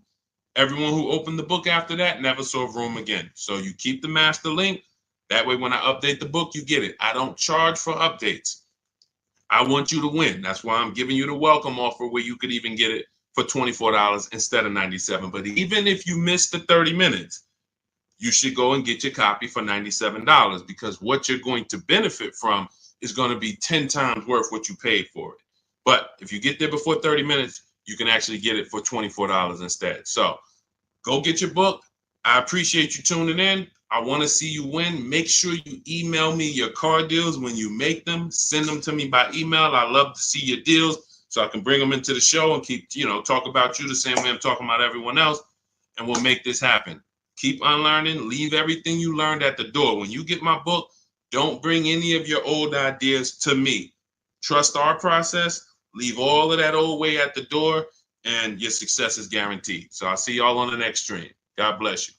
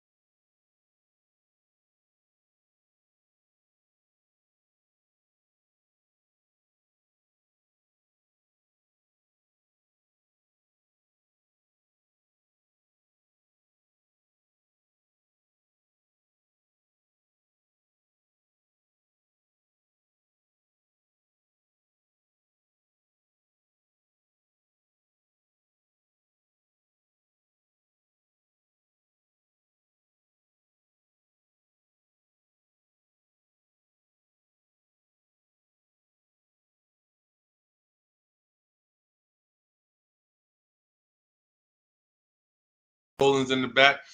Welcome to Car Shopping Questions and Answers. I'm your host, Deshaun, the Auto Advisor. This is all we do here, is make sure that you have the answers you need to shop the way you should be shopping in this car market, and in any car market. You should be putting dealers against each other. So all I do is make sure that you know what you need to do. We don't hold back. There's no fluff here. We get down and dirty. And but I do want you to lock in. If you have a notepad, you're going to want to take notes. You're going to want to watch this recording, because we're going to be going over some stuff you've never heard before. Pretty much everything we talk about here is stuff you've never heard, you've never done, and that's okay. That's why we represent unlearn, relearn. All right, we got to unlearn the old way Everything on the show is sponsored by my new digital book, Cars from Home. Thank God it's 5-star rated. Thanks to everyone who's reviewed it. You can get your copy for 75% off in my TikTok bio, in my Instagram bio, in the YouTube comments, or in the Facebook comments over the next 30 minutes. You got 30 minutes to get 75% off, and that book will be in your inbox in 5 minutes. You'll have everything we're going to talk about on the stream and more. All right, so let's get started with the first question. What's a good mileage on a decent first car? Well, you want to look at mileage per year. So if you're looking at a car that's 5 years old, you want to consider average miles driven is 10 to 12,000 miles. That's average miles for a driver. So if you look at a 5-year-old car, 60,000 miles is just fine. You're looking at an 8-year-old car, 8 times 10, 80,000 miles, 96,000 miles. That's perfectly fine average miles for that car. Now, some people like to get below average miles. That's fine too. You know, anything above that. But here's what's more important than the mileage on the car. Service records, absolutely paramount. In fact, let's go to what really makes the car good or not, the DNA of the car. The DNA of the car is things that can't be fixed even when the first owner took care of the car. You might have a car, we always do what's called an initial quality check, a longevity check, and a reliability check on each car. I'm going to show you how to do that very easily. It takes 5 minutes. All of the stuff that I'm talking to you about takes minutes, not hours to do using a computer. So when you said the DNA of a car, that's something that can't be controlled because they made it that way. So if you look at a car and it has bad electric issues, that's in the DNA of the car. Doesn't matter if it was taken care of, doesn't matter if they serviced it. It's built in. Some cars, when you do your longevity check, let's say you're looking at a 2018 Nissan Sentra. You type into Google 2018 Nissan Sentra longevity. You're going to see, hey, some of these vehicles have electrical transmission problems at 80,000 miles, 90,000 miles. It's in the DNA of the car. Doesn't matter if you got a good one. Doesn't matter if you got a bad one. Chances are you're going to deal with these issues. So what we do, any car you are looking at, a used car, I want you to type in the year, the exact year of that car, and then type in reliability. That's going to tell you what they said about the car the first 3 years. You skim the articles. You don't need to read. All you're literally doing is skimming that first page. If you see this car has less than normal reliability, less than average reliability, you want to look for red flags. Then, once it passes the reliability check, then you type in 2018 Nissan Sentra longevity. Skim the articles. You'll see things about the engine. You'll see, okay, these engines last 200,000 miles. You'll see any red flags. You look at that first page, skim it. That's going to tell you everything you need to know to see is the data showing on these cars that it's bad. Don't listen to your neighbor. Your neighbor has one car. Hey, I love this car, but there's 10,000 other people with that same exact car, and maybe 20% of them are having an issue. So go where the data is, type in that search. It's very easy to do. That's in step 4 of my book, which is called Shopping, Not Buying. All of that is we do a 7-step process, and we do not buy any car or lease any car without checking the DNA of the car, which is the data. That's more important than the mileage on a used car. Great question. Let's go. Keep typing your questions. We'll get the next one. All right, we'll get the next question. All right, let's go. Is it better to say I have a trade-in or not? Great question. We don't use the word trade-in. That's actually a curse word here, because I'm going to tell you this. If you had this phone, will you get more money? I want everybody to lock in. Stay close to your keyboards. We're going to go through as many questions as possible. If I had this phone and I wanted to sell it online, would I get more money selling it online, or would I get more money trading it in for another phone? Type into the comments. Would I get more money for this phone selling it on the open market or trading it? Sell or trade? Thank you. Sell. Okay, shout out to the people that are locked in. So that's a good indicator of why trading does not get you the most money. Trading is a convenience thing. Now, we used to have to sell our cars privately if we wanted to get more money. Used to have to list them on Facebook Marketplace, have a bunch of people come by your house. They're driving it. Hey, you mind if I look under the hood? Strange people. We don't have to do that anymore. Why? Because there's big companies that cut cash checks for our cars, and it's easy to find them. I'm going to give you the 6. CarMax, Driveway, Carvana, Kelly's Blue Book Instant Cash Offer links you to a local dealership to get a cash offer. AutoNation links you to a local dealership to get a cash offer. Car Gurus link you to a local dealership for a cash offer. This takes 20 minutes. This is step 2 in my book. I call it the equity assessment. You have to maximize the value of your current car. You're also going to learn that we don't mix transactions here. What does that mean? Whenever you do a trade-in, you're doing 2 transactions with one dealer. What does that mean? Every time you buy a car from a dealer, that's 1 transaction you did with that dealer. If you trade your car or sell your car to them, because that's what you're doing a 2nd transaction with that dealer. If you get your loan from them, you're doing a 3rd transaction with that dealer. And every time you do that, you're doing exactly what they want, because you're not giving you're not bidding out your loan on the open market to give multiple banks and lenders a chance to compete, and you're not listing your car on the open market, giving all of those 6 buyers that I just named a chance to compete. That's how you get the most money. You cannot get a great deal without maximizing each part of the transaction. You can't think that the same dealer that you bought your car from is going to pay you more money for your old car than anyone else would have paid you. That's why we do not trade. There's only one circumstance where you must trade. That's if you have a lot of negative equity and you can't pay the difference. So if these companies, Carvana, Kelly's Blue Book Instant Cash Offer, CarMax, all the companies I named, they're going to pay you more than any dealer. Now, if you have negative equity after you get those offers, then you'll see, all right, the best thing for you to do is to pay the difference. Because if CarMax's offer is 19 and no one else is going to touch that, that's going to be the smallest amount of negative equity that you can have, because you got the highest amount for the car. If you go and trade that in, that dealership might only give you 17, which means whatever negative equity you had over here selling the CarMax, 2,000, 3,000, 5,000, it's going to be more because you're getting less for the car.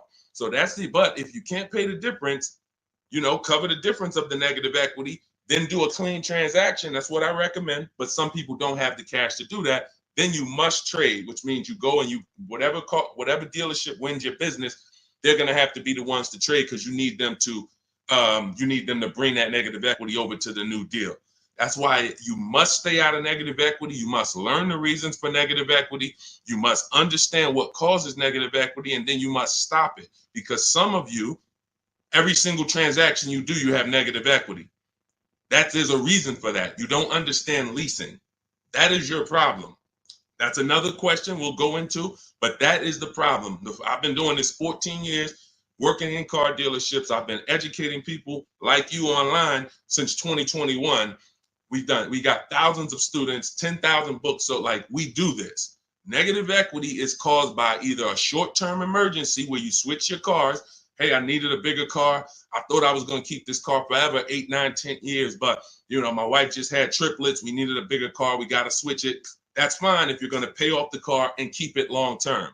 But if you're just switching cars, hey, I get a loan, 5-6 year loan, switch the car in 2 years, 3 years, roll the negative equity over. You keep doing that. The reason is you don't understand leasing, and you're in a financial structure that is going to penalize you for these short-term trades, and when you should be learning about getting below market leases. And we talk about that a lot on the stream.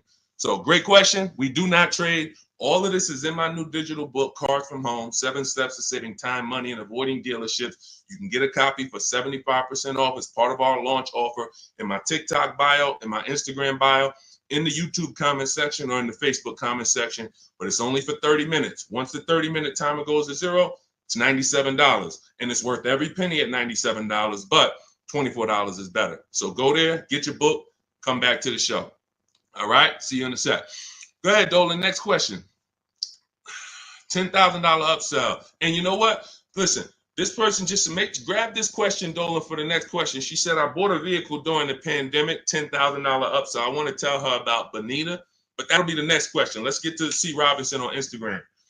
We're in the midst of trying to lease a car. It's exhausting. Well, you're doing it the way they want you to do it. You're in there begging for discounts. You're in there walking into dealers, hoping you can get a good price. And what you don't understand is that 80% of dealers are overpriced.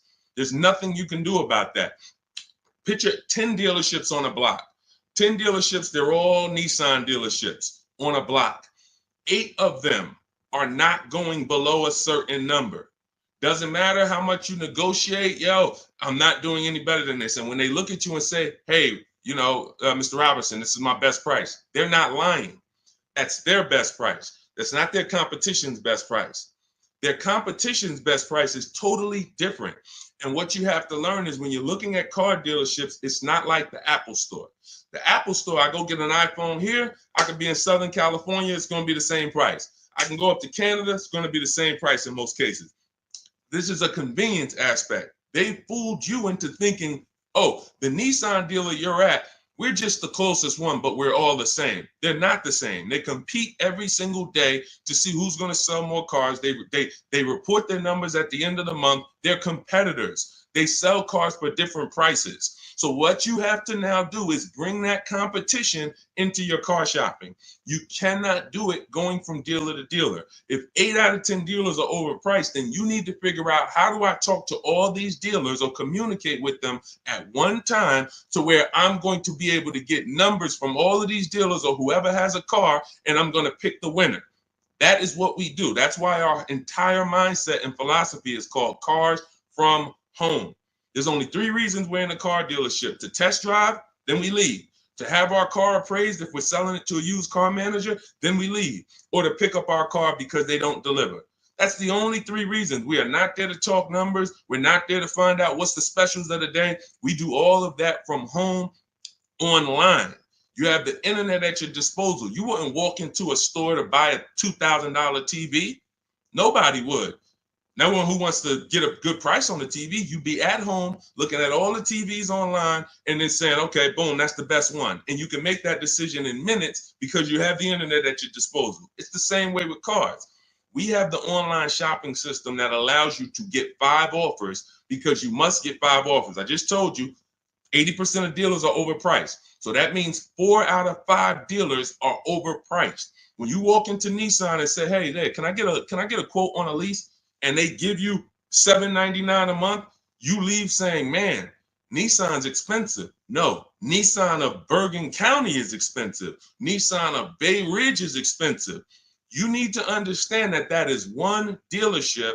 And when you grasp that, you won't be going into dealerships to get prices anymore. You'll be sitting at home like we do, getting prices online so that you can see. When you go to my book page, you'll see dozens of people. We share all. I've helped so many people learn this. I'm so fortunate because once I saw that they were able to do this, it just made me say, let me keep sharing their stories. See, anyone knows, okay, Deshaun, you've been selling cars 14 years. You've been doing this since 2006. Obviously, you can get great deals. That's why all I do is share what my people who learn from me get, their deals, because they're all that matters. So you want to get 5 offers, Mr. Robinson. It doesn't matter if you're going to call and do it. Talk to sales managers. If I was calling, I would be calling and talk to salesmen. Now, who does not like talking to car dealerships? Type me in the comments. Stay close to your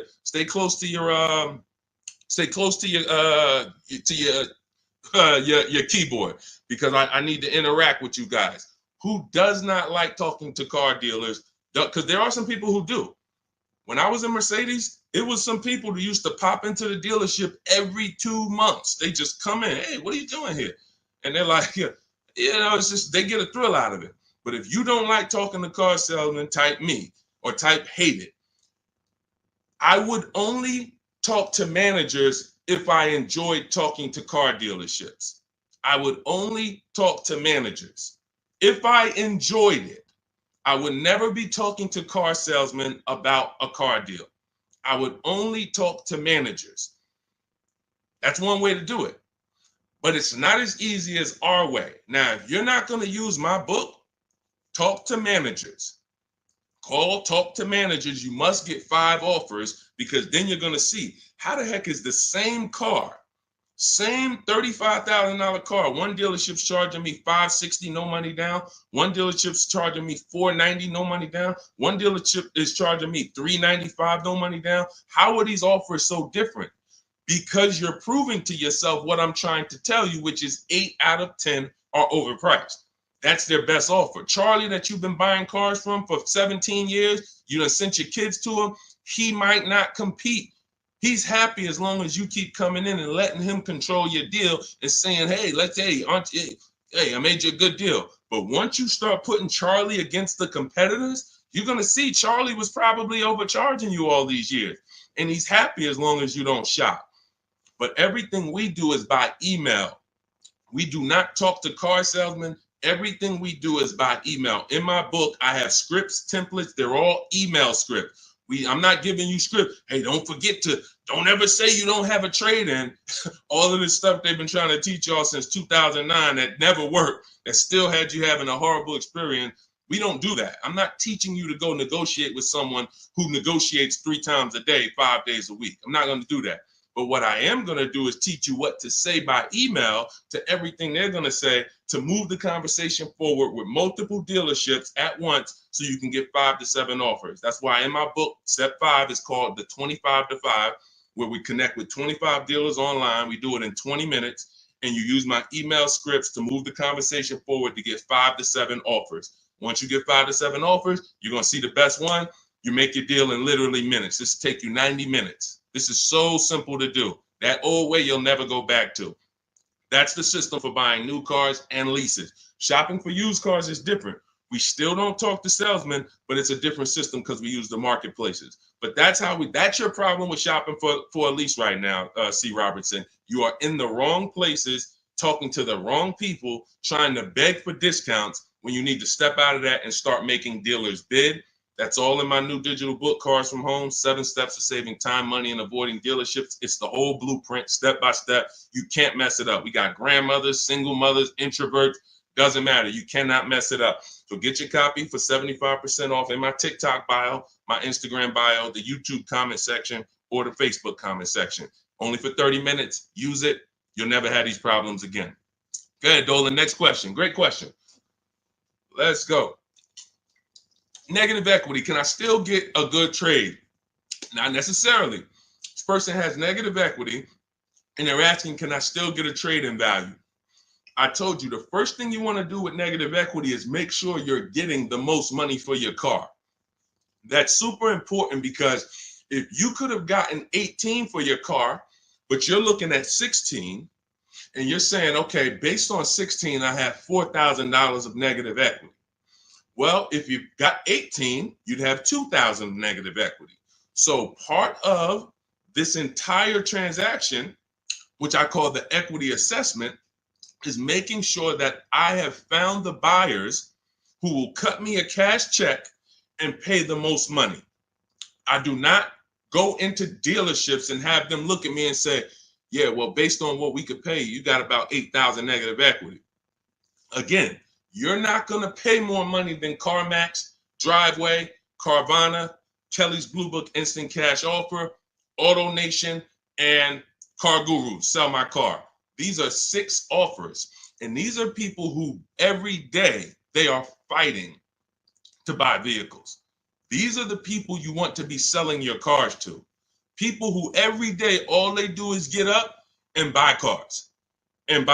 People coming in there, hey, I'm here to pick up my check. They inspect the car, go into the accounting department, cut the check. Thank you, sir. Take off the license plate. Next. This is what they do. They're not trying to sell you a car. They're trying to buy cars. That's why we want to put our car in that market. So that's the first thing. Now, when you look at that, I have 2 strategies in my book for negative equity, and then a third one that doesn't lead to a car, because there's only 2 things that I've seen that stop people from getting cars depending on their situation. Credit is too bad, negative equity is too high, and they can't transfer it. We had people, I remember I was at the dealership, I'm at Mercedes, I got people with 800 credit scores not getting a car. They could afford it, can't transfer it. The bank's not going to approve it. They got 10,000 in negative equity. They're trying to roll it over to a $40,000 car, and they're trying to do no money down. So they want to finance the tax. They want to roll in the tax, the fees, and the negative equity. Bank's not doing it. That is how you could not get a car with negative equity. But there's 2 situations where you can. First one is if you can pay that difference. I already mentioned that. You get your 6 offers: Driveway, Carvana, Kelly's Blue Book Instant Cash Offer, CarMax, Carvana, Kelly's Blue Book Instant Cash Offer, Driveway, and Car Gurus and AutoNation Sell My Car. 6 offers. If you can pay the difference, do it, because now you got a clean transaction. Now there's no baggage. I'm going in to shop for my car. Now, you have to time your transactions. In the book, I teach you how to time the transaction. You're not selling the car to them right away because you got to go find your car first. But here's another great thing about these companies. When you find out your car is worth 18, that's my highest bid. Now let me go shop for my new car. I'm going to keep y'all right there. I might not sell my car to y'all for 30 more days or 45 more days, but y'all going to be right there. They're not going to be like, hey, we only want to buy the car today. If you don't sell it to us today, we don't want it. No, they're going to be there in 30 days. Now, the offer might change a little. I always say you run it again every 2 weeks. See if it's changed. You know, car values do drop, but usually by a small amount. But the point is, once you know what your highest offer is, now let me start getting bids for my new car or my lease, or let me start looking at the market for my used car to find my below market used car. Once I find that car, once I find the 20% dealership, remember that if you're locked in on that 80% are overpriced and 20% are the best prices, type 20 in the comments. For the people who understand, oh, Deshaun, I keep hearing you say 80% are overpriced. So that means I should be focused on finding the 20, right? Yes, type 20 into the chat. So I know you are locked in on understanding this. So now you're looking for this 20% dealer who's going to sell the used cars at the best prices, who's going to give you the best prices on the leases. I'm not seeing enough 20s come in the chat. Come on, y'all, lock in. Don't be distracted. It's too many things. Don't be reading other people's comments. We got some weirdos that come in every day. They talking about stuff that's unrelated because they're trying to distract you. You need to focus so that you can keep the most money in your bank account. Serious financial conversation we having right now. So now you're shopping for your 20% dealer. Now, perfect. I found my below market used car. I found my below market offer on my lease. Now, as soon as I find that, I'm asking the used car manager there that I'm about to make the deal with, can you look at my car? Can you tell me what my car is worth? Now, we do this online because a dealership, no used car manager worth their weight or worth their title can't put a number on a car without seeing it. They do it all day long. Sit there, look at the auction, put numbers on cars, So we can literally say, hey, can I send you all the information about my car? Can you give me an idea of what you could pay for it? Once we send them the year, make, model, send them pictures, they might say, okay, look, I'll give you about 17 for it. I need to see it. They're always going to say, I need to see it 100%. But you're about to go over the finish line with them. So now what they can pay for the car is what they can pay. You can't look at what CarMax was giving. You can't look at what you were getting through AutoNation, the car buy. You can't do that because, again, this is a dealership who's beat all their competition to sell you a car. That means they're selling you the car at the lowest price. The chances of them being able to beat all the competitors who wanted to buy your car is very, very slim. Very slim, almost impossible. But every now and then you will run into a deal like this. And this just happened with Melissa. Where's Melissa? Melissa, she gets her 2025 Honda Pilot. She didn't want to buy anymore because I told her about the 8-year rule. She found out she wasn't keeping her cars 8 years. She should be shopping for leases. She was spending so much money buying these cars, replacing them every 3 to 5 years, and she was losing on resale and depreciation. So once she learned about the 8-year rule, this is step 1 in my book, she said, Deshaun, I'm not buying anymore. I'm going to be leasing. So she shops for her below market lease. She ends up getting a cash check. She gets her highest offer from Carvana for her old 2018. It left her with $12,000 of equity. Now, once she made her deal on the Honda, she asked the used car manager to look at the Kia. He matched the Carvana offer and gave her $12,000.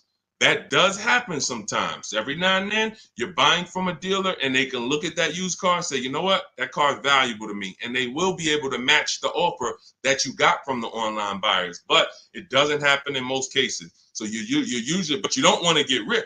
You know, if I knew that I was getting 19 over here and they tried to offer me 14, that's when I'm going to be like, hold on, I might have to go and look at my other offer or my next best offer because it sounds like you're a little too low.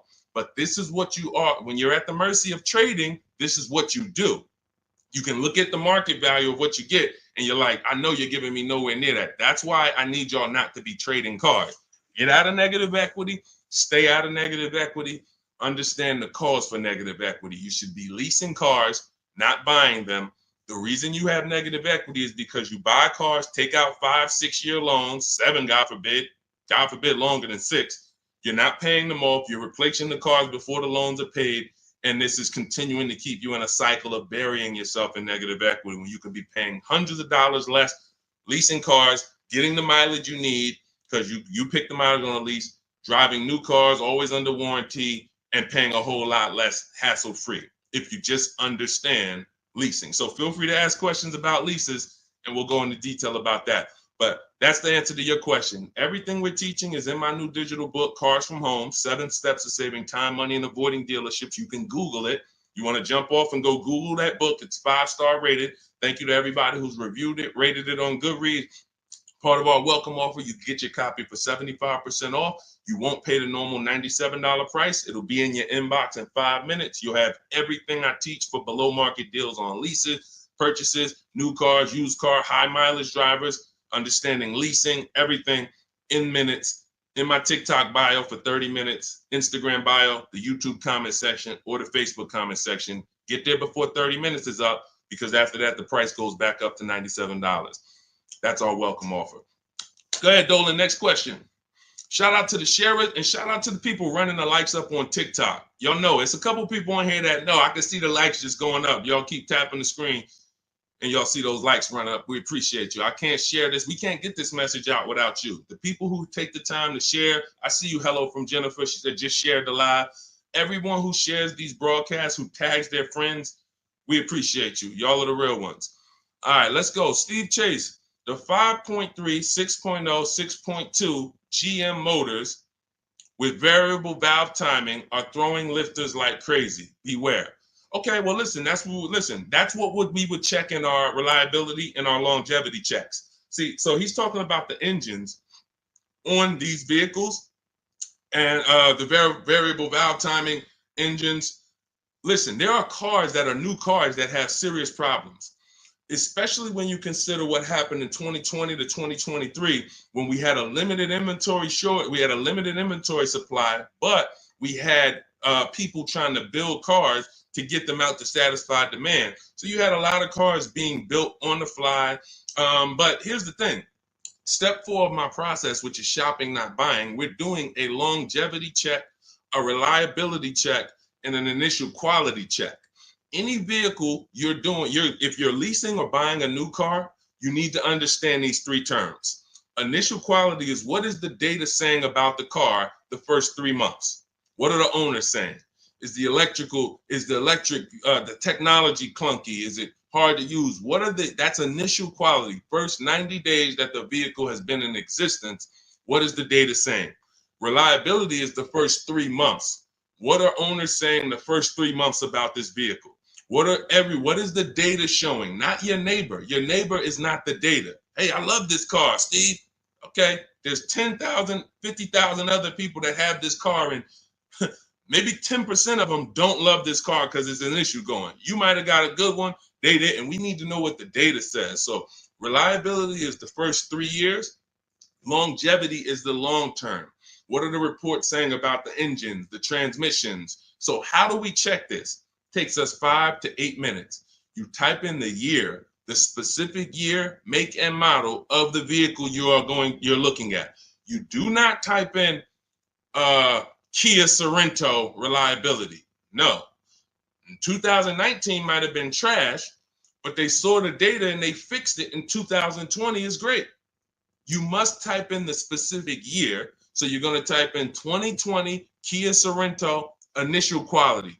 And you're going to just skim the first articles on Google and see what is it saying. Okay, this initial quality, owners report these issues, electric issues. Just skim the first page, look at the major third-party websites.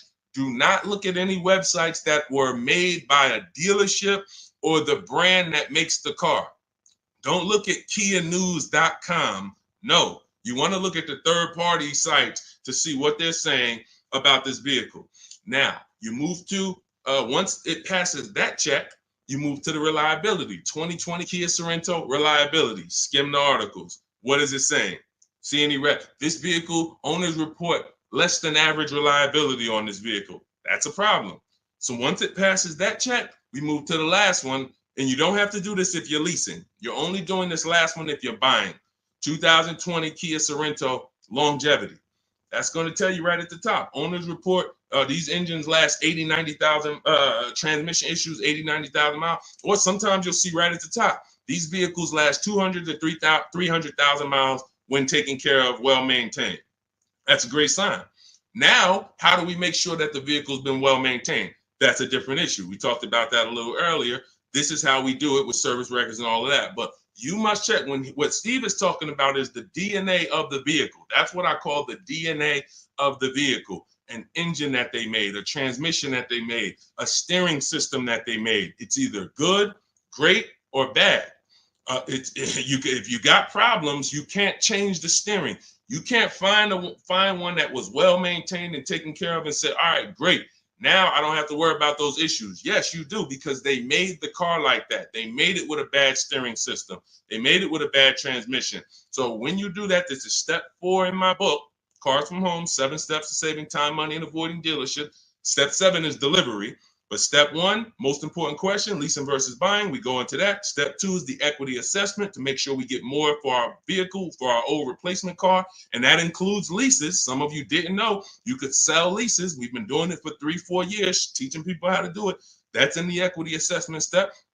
Step 3, we structure our deal. Step 4 is called shopping, not buying. Step 5 is multiple offers and multiple options. We're in the market. Step 6 is paperwork and protection. Step 7 is delivery. So step 4 is where we make sure we're not getting bad cars with bad engines, Steve. So the warnings is not there. If people are going to do what I just said, they're not going to be a victim of what you just said. If they're not, yeah, they'll end up with a car that's in the shop every 6 months. And that was an easily avoidable problem. So you can get your copy of my digital book in my TikTok bio, my Instagram bio, Facebook comments, or the YouTube comments for 30 minutes only. You get 75% off as part of our welcome offer. Go download your book. It'll be in your inbox. Make sure as soon as you get your book, you screenshot the thank you page. Right on the thank you page, it says click below to open your book. And I'm sending you another copy by email. But every now and then you type your email in wrong. You don't, and we can't send an email to a wrong email. So make sure you screenshot, get my support team's email. Just in case you type your email wrong, we can make sure you get your book. All right. Great concern, Steve. That's how we address it. Yeah, Dolan, pull the next question in. All right, great questions today. I'm loving these questions. What's going on, Duchess of Kings? I probably butchered that. Forgive me. Should I sell Hyundai Sonata that is highly stolen vehicle? I'm not understanding that question. Should you sell the Hyundai Sonata, which is a highly stolen vehicle? You're gonna have to, try to clarify that question. Now, Dolan, there was a question on TikTok I mentioned earlier about somebody who said they bought a car during the pandemic, a $10,000 upsell. It's from Hey, it's Elmo. Okay, perfect. Hey, it's Elmo says, I bought a car during the pandemic, $10,000 upsell. This is the sad part about what happened during the pandemic. They made you think that everyone was selling cars at those prices. And that's where I birthed the system that I teach about making dealers bid so that you can see that 80% of the dealers, even back then, were overpriced. I had friends in the car business, still do that, with managers that I was calling during those times. And we were talking about what dealers were doing. And it was like, some of them were disgusted with it. Very, very few of them were moving like that. They were selling at list price. Very few were giving discounts, but no one was charging $5,000, $10,000 over sticker. So I knew that.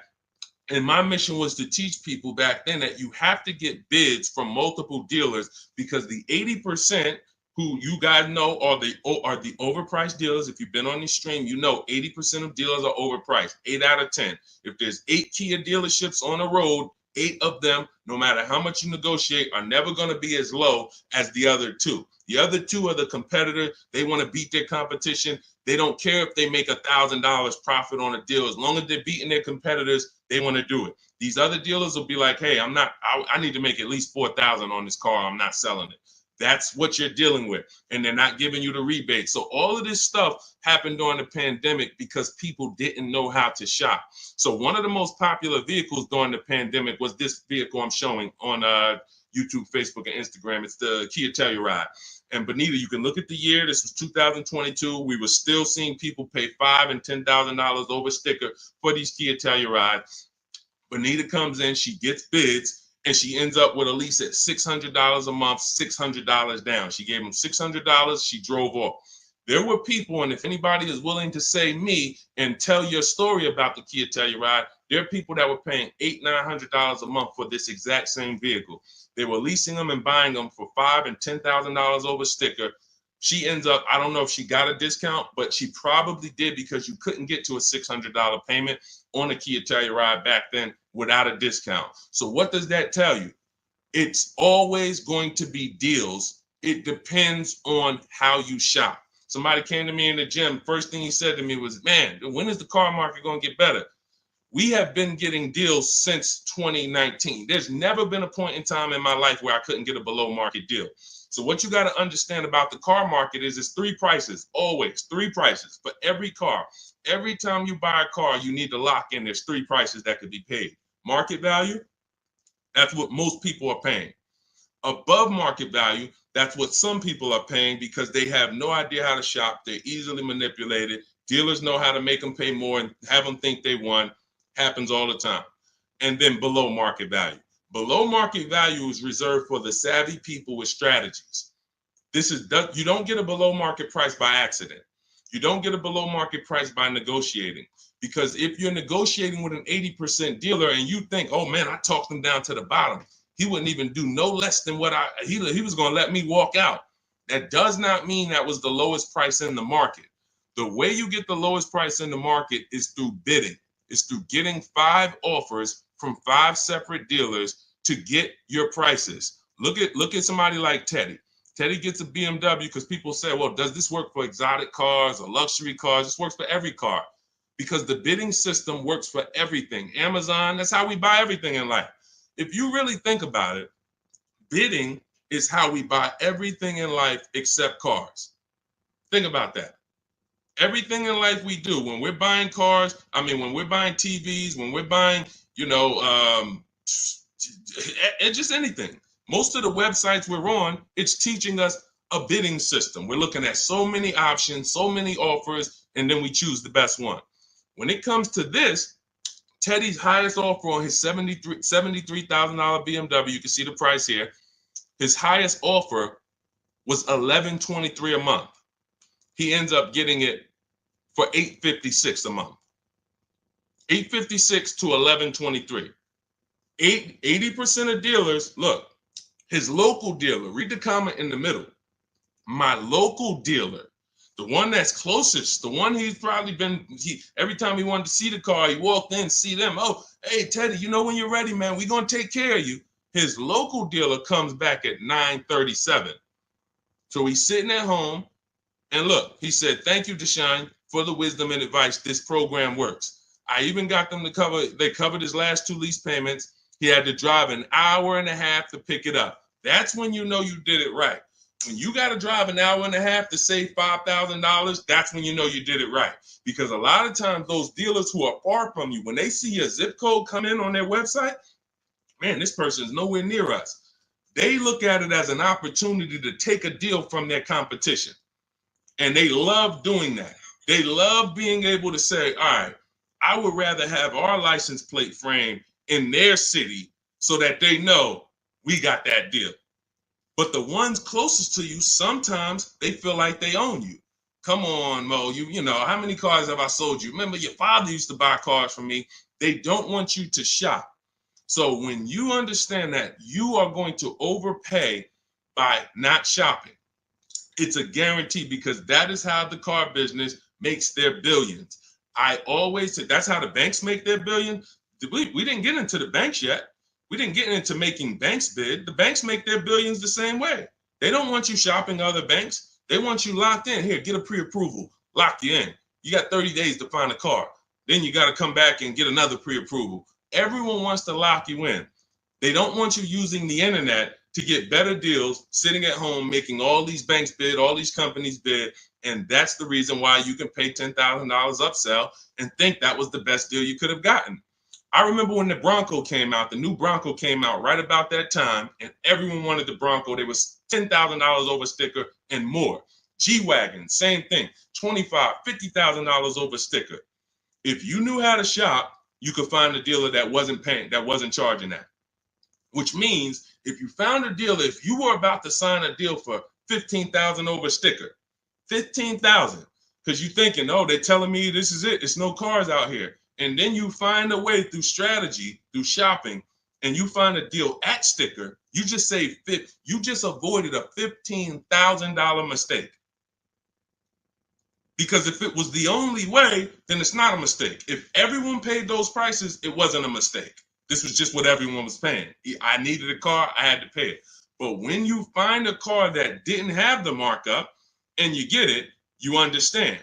So let this be a lesson. I'm the bad news first person. I can't change that. Some of you, you know that. You've been on with me long enough, you've been following me, or you've been on the stream. I always admit that. I'm the bad news first person. Most times you come into my stream, it's not going to be good news. You're going to hear about mistakes you make. I used to do a class where I just broke down 23 mistakes I see most people making that's costing them thousands. But I don't leave you there. I give you the new way. If I left you there, then it would be like, dang, this is terrible. No, I gotta tell you the mistakes and how much it's cost you not knowing how to shop, how much dealers have made on you to get you to say, oh, let me do something different so that they don't keep making this money on me that I didn't have to give them.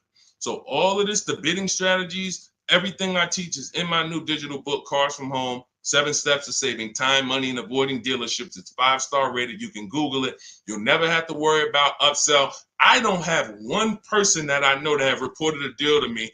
And, I can share these people all day long. You guys know all I do is share people. Eddie, Kimberly, Charles, Sean, huge discount, $20,000 discount. Kimberly, $20,000 discount on her Maserati. Charles, ridiculous deal on her Palisade. Pierre, on his pre-owned Mazda, he gets 20% off the original MSRP on his pre-owned. It was only 1 year old at the time. Zafrina gets a 0.88% lease, $579, $66,000 vehicle. Tiffany, use my book, $44,000 Mazda, ends up getting $6,500 discount from home. All of these people are making these deals from home. Teddy, we already talked about. Look, Jared, use the scripts. Lowest offer $565 a month to $520 a month. 2024 Volkswagen, no money down. No one who has learned from me has ever paid over sticker. We don't really even accept sticker price. We find the dealers who want to beat their competition, and in most cases, dealers are going to, let me show you the biggest discount I've ever seen. I've never even gotten, and now this is a specific car. Every car is different. The bottom market value of every car is different. But Milligan, she got the biggest discount I've ever seen on any car. Hold on. Milligan, a couple days ago, she got a Mercedes. She got a 2024 Mercedes EQE. It was a $79,000 vehicle. You can see it if you zoom in. Her adjusted price was $51,300. From $79,000 to $51,000. Some of you know someone who has this vehicle. If you didn't get, this is how feeling for the bottom is a losing strategy. You might have thought you did good. Sean, I got that same vehicle. I got the EQE. I got $10,000 off. I thought I won. Milligan got $27,000 off. Let that sink in. You can't feel for the bottom. You can only have dealers bid to find the bottom. You don't know what the bottom is. They want you to think you won. Hey, you got 10,000. Ain't that good enough? Yeah, I guess. I never got 10,000 off a car before. If this particular case, you would have lost $17,000 overpayment. So this is what bidding gets you. You want to learn to make people bid and stop negotiating with one dealer or two dealers. It's a losing strategy. All right, go ahead, Dolan. Next question. Great questions today. Keep them coming. Keep them coming. Dang, y'all running the likes up on TikTok. Thank you so much. We on 2 TikTok channels right now, if y'all didn't know. Every time y'all hear something y'all like, y'all keep running those likes up, man. I appreciate it. That really matters. And shout out to the people who shared, who tagged somebody. If you haven't tagged your best friend into the broadcast, I got to question what type of friend you are. Your best friend out here right now, car shop, and you don't even know it. And you getting all this gold and you haven't tagged them in. What's up, Tracy on TikTok? Lease is up in 2 months. Use the private broker. How do I know if he gives a good deal? Great question. Most brokers are ripping you off. And here's the thing, they're controlling your deal.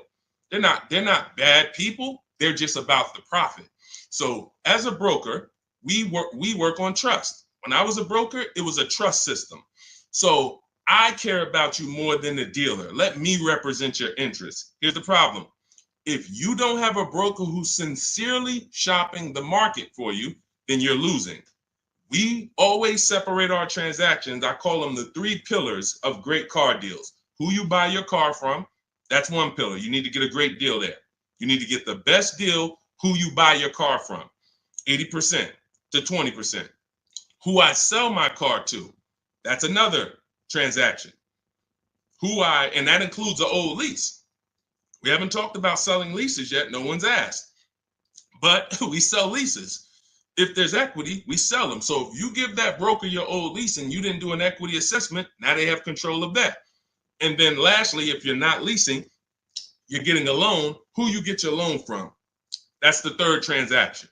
So there's money in each of these transactions. There might be $7,000 with rebates and discounts in the car you're buying. Could be more. You saw Milligan's deal. She got $27,000 off. It was huge rebates that no one knew about. Then you have money in your old car. You might have a couple thousand equity in your lease or equity in your old car. Now you're giving them control of that. And now the car that you're, if you're getting a loan, the interest rate, you're giving them control of that. If you could have got 5.9, but they're giving you 7.9, then there's markups in your interest rate. There could be $2,000, $3,000 in markups there. So you're giving them control of all of this money. So how do we sincerely know if a broker has gotten us a great deal or not? They're giving us a market report. See, in Cars from Home, in my book, you're going to learn to do a market report. Very simple. 25 dealers in my book, step 5, we reach out to 25 dealers online. Takes us 20 minutes for a new car or a lease. I call it the 25 to 5 because we're connecting with 25 dealers online using my email script, and we're going to get 5 offers minimum. 25 to 5. So at the end of making our deal, everyone who I just showed you has a market report. They know what this dealer said, what this dealer said, what this dealer said, what this dealer said. This dealer didn't have a car. This dealer didn't have a car. This dealer had a car, it was the wrong color. This dealer, then they have these offers so that they know they didn't leave any money on the table. And they do this in 90 minutes. So literally connecting with 20 dealers takes 20 minutes. Using my scripts and all my copy and paste stuff takes 90 minutes to make these deals online. And we know that we didn't overpay. If you're buying your new car, you're looking at all these offers, you guarantee I didn't overpay. If you're getting your selling your old car, what are the numbers from CarMax, Kelly's Blue Book, Instant Cash Offer, Carvana, Driveway, AutoNation, and Car Gurus? What are those 6 offers? If the broker didn't tell you this is what the 6 offers are, this is what your offers are for your old car, they usually have a wholesaler that buys the cars from them. Hey, this person wants to sell a car. Hey, what could you pay me? And then this wholesaler cuts them a check for $1,000, $1,500, $2,000, and then they take the car. They're using their network. They're not taking you to the market. That's the problem with brokers.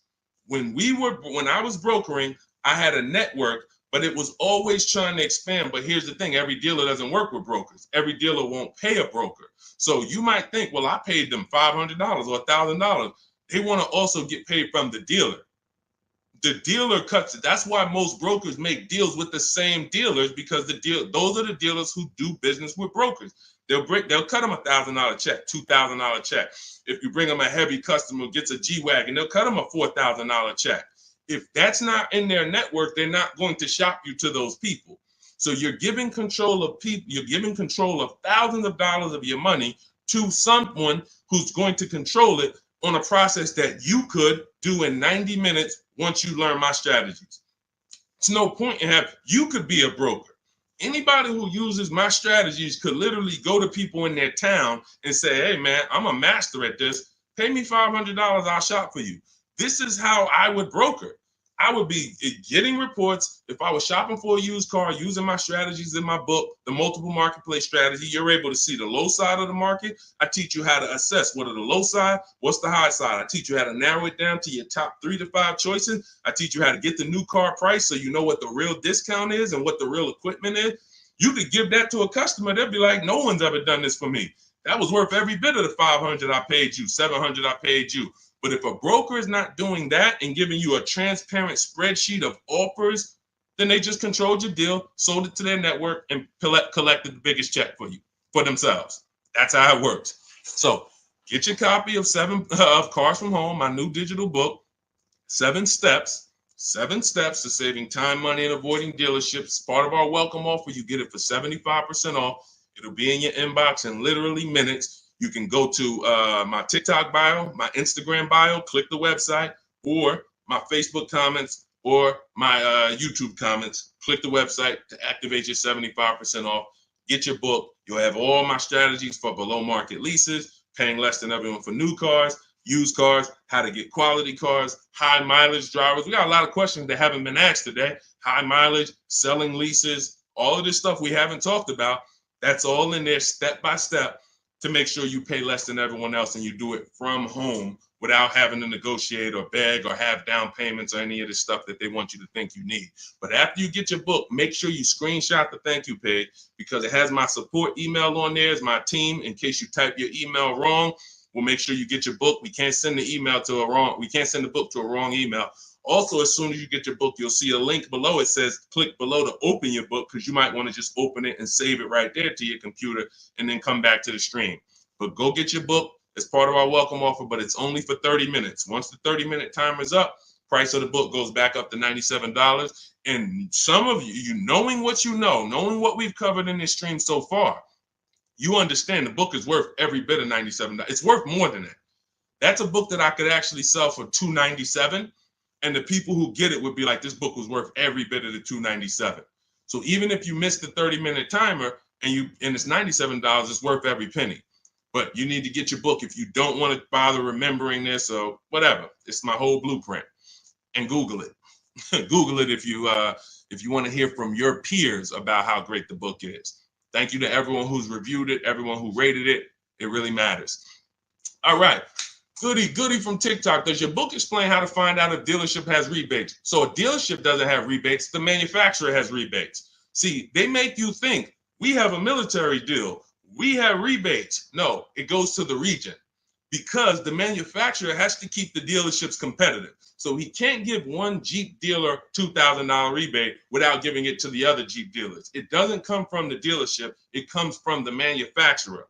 This is a clue for you to understand that one dealer can't do something another dealer can't do. If one dealer who earned your business, when you use this bidding system and you start getting at least 5 offers for cars, beats everyone else, you'll see, wow, they're taking off $10,000. These other dealers wouldn't take off no more than $5,000. What, did they have better programs? No, they didn't. They just were comfortable selling and competing against their competitors to beat them, and they gave you all the rebates and everything they had to make a deal with you. These other dealers wanted to make $5,000 on you, $7,000 on you. They weren't going to go below that. So when they said, hey, Goody, that's our best offer, they weren't lying. That's their best offer, but it wasn't their competitor's best offer. So the only way you are going to get the rebates is for you to understand you cannot ask for them and get the truth and know the truth. You have to get bids to reveal the truth. You could have a $5,000 rebate on a vehicle. Dealer might come to you as you walk in because you're negotiating and that's what they like. And then you say, hey, give me your best price. And they say, okay, well, I'll give you this. And by the way, we got a $2,000 rebate I threw in there for you. Oh, that's great. Now you think you're doing good. They just told me about a $2,000 rebate I didn't even know they had. You go to another dealer, they tell you it's a $3,000 rebate. But once you get bids and you're looking at 5 to 7 offers, you see, wow, it's actually a $5,000 rebate. You have to reveal that. We had a woman in California, Shonda, she was buying a Volvo XC60 or XC90 at the time. She's using our strategies. She's in Northern California. She got a Costco program rebate on our scripts in my book. I teach you how to put any affiliations you have. There's certain things you must have when you contact a dealer for a new car quote or a lease quote. They need to know your zip code, what you do for a living, what vehicles in your household. Many of you can't get quotes because you're just not giving the dealer what they need to actually give you a quote. So that's why I have the templates in there that you just fill in, send it to them. So on her deals, she sees that there's a rebate for Costco members.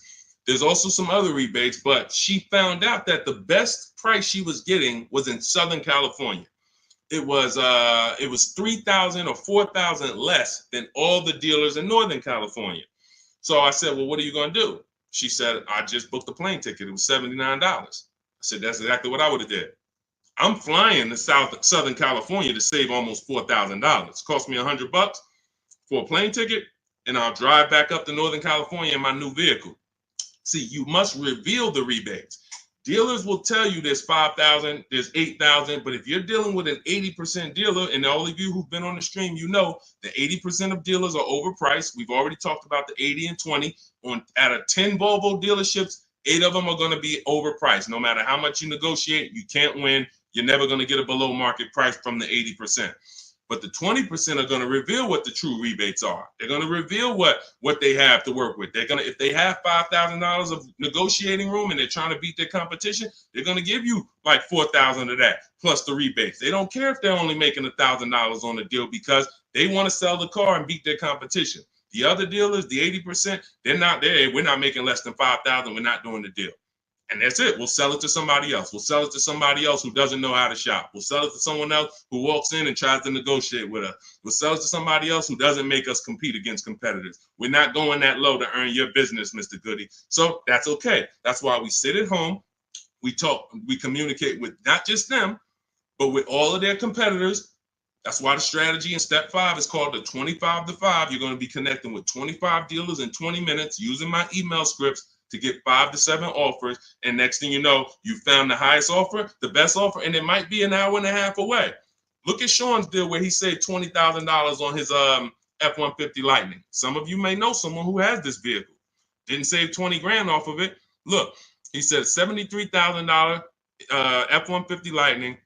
He ends up getting $49.90 discount plus $15,500 in rebates. Now, I go to him and I said, look, because some of you would have been like, wow, that sounds like a good deal. We need to go and take that deal. But here's what I had to ask him. I had to ask him, if you don't know, if you haven't seen the other offers, we don't know for sure this is the best deal. We don't know for sure this is the best deal because what if you could have been Milligan and you could have got $27,000 off? Type $signs if you want all the money off. Type all the money if you want all the money. If you would be mad saving $20,000 because you could have saved $27,000, if that extra $7,000 would make you mad, would bother you, you didn't get that, type all the money. Type $signs if you like Deshaun. Yeah, I don't care if I'm getting 20. If I could have got 27, I want the 27. So this is how we prevent that. You must get offers to find out. So the $15,500 discount from Sean is we don't know it's the best offer until we look at the other offers. Now let me find the clip where he explained how he had to go outside his state. Hold on, I got a lot of pictures here. He had to go outside his state to actually get the best offer. Hold on. Here we go, right here. He says, I guess I could have put a little more info on here. Yes, he said, I got about 15 quotes. I couldn't find anything under MSRP. I ended up expanding my search to 150 miles outside my area to find this deal. I'm going to another state to pick this up, which is something I never would have thought before. And I can't see the rest because the comment's blocking it. So he was local minded like you. I'm just going to find the best deal locally. Once he starts using my systems and finding out, wait, I could talk to a dealer that's 200 miles away from me the same way I'm talking to a dealer that's 20 minutes away from me. He expands his search. The dealer who's in the next state over saves him 20 grand total, gives him all the rebates. He drives to the next state to pick it up. That is how you win. What's up, Aways? Good to see you. That is how you win. Local business is dead. That doesn't mean the local dealer won't win the bid, but they must win the bid. Car dealers are not your friends. Hey, you might have been, it's going to be hard for you if you've been inviting your car salesman to the barbecues and they know all your kids and all of that. The whole thing is trust. That's what they're basing it off of. And watch this. If they don't mind competing, you can still come to the barbecues.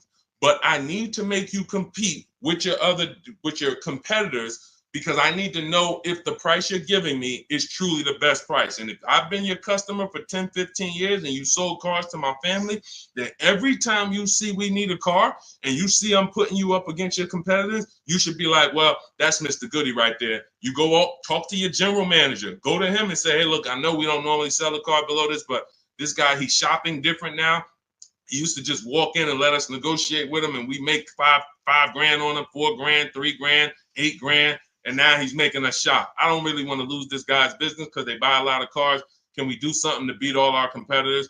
Talk to your general manager and get it done. I go to his barbecues, he's invited me over. I know his kids.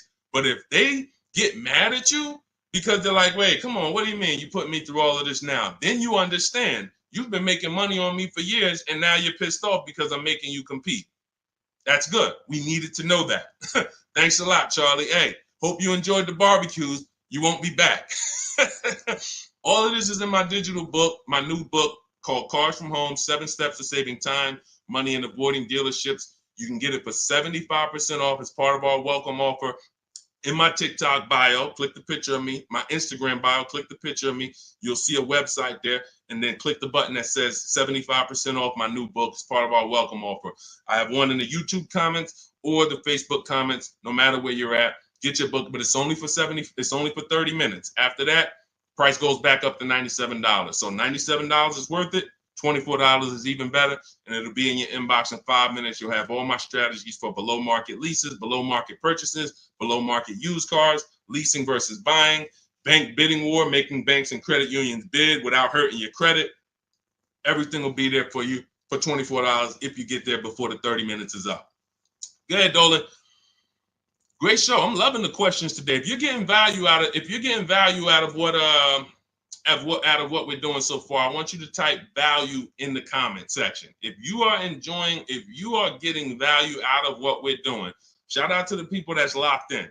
Shout out to the people that are locked in. I want you to type value, value, value, value, value, value, value, value, value. I see. This is all we do. I told you from the moment we started the stream, we don't play around here. We don't hold back.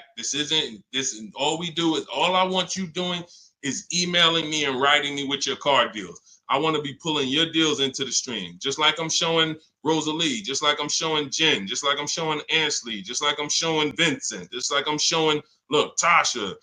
I want to be pulling your deals into the stream. And that's all I care about. Everyone knows I can get below market deals. There's nobody on this stream that would be like, hey, Deshaun, man, you've been in the car business since 2006. Absolutely. But your deals is what proved the system worked. Once I saw people doing this in 2021, it proved to me that the system works. Now let's just have more people use the system.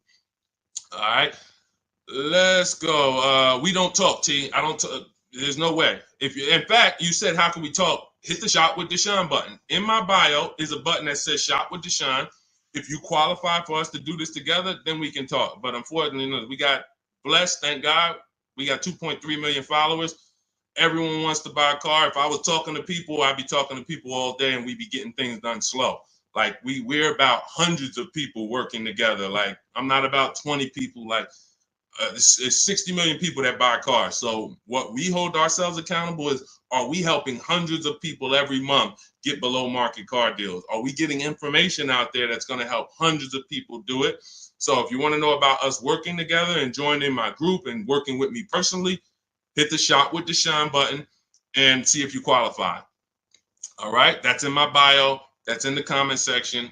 You can go to shopwithdeshaun.com. See if we qualify to work together, but that's the only people that I talk to. All right.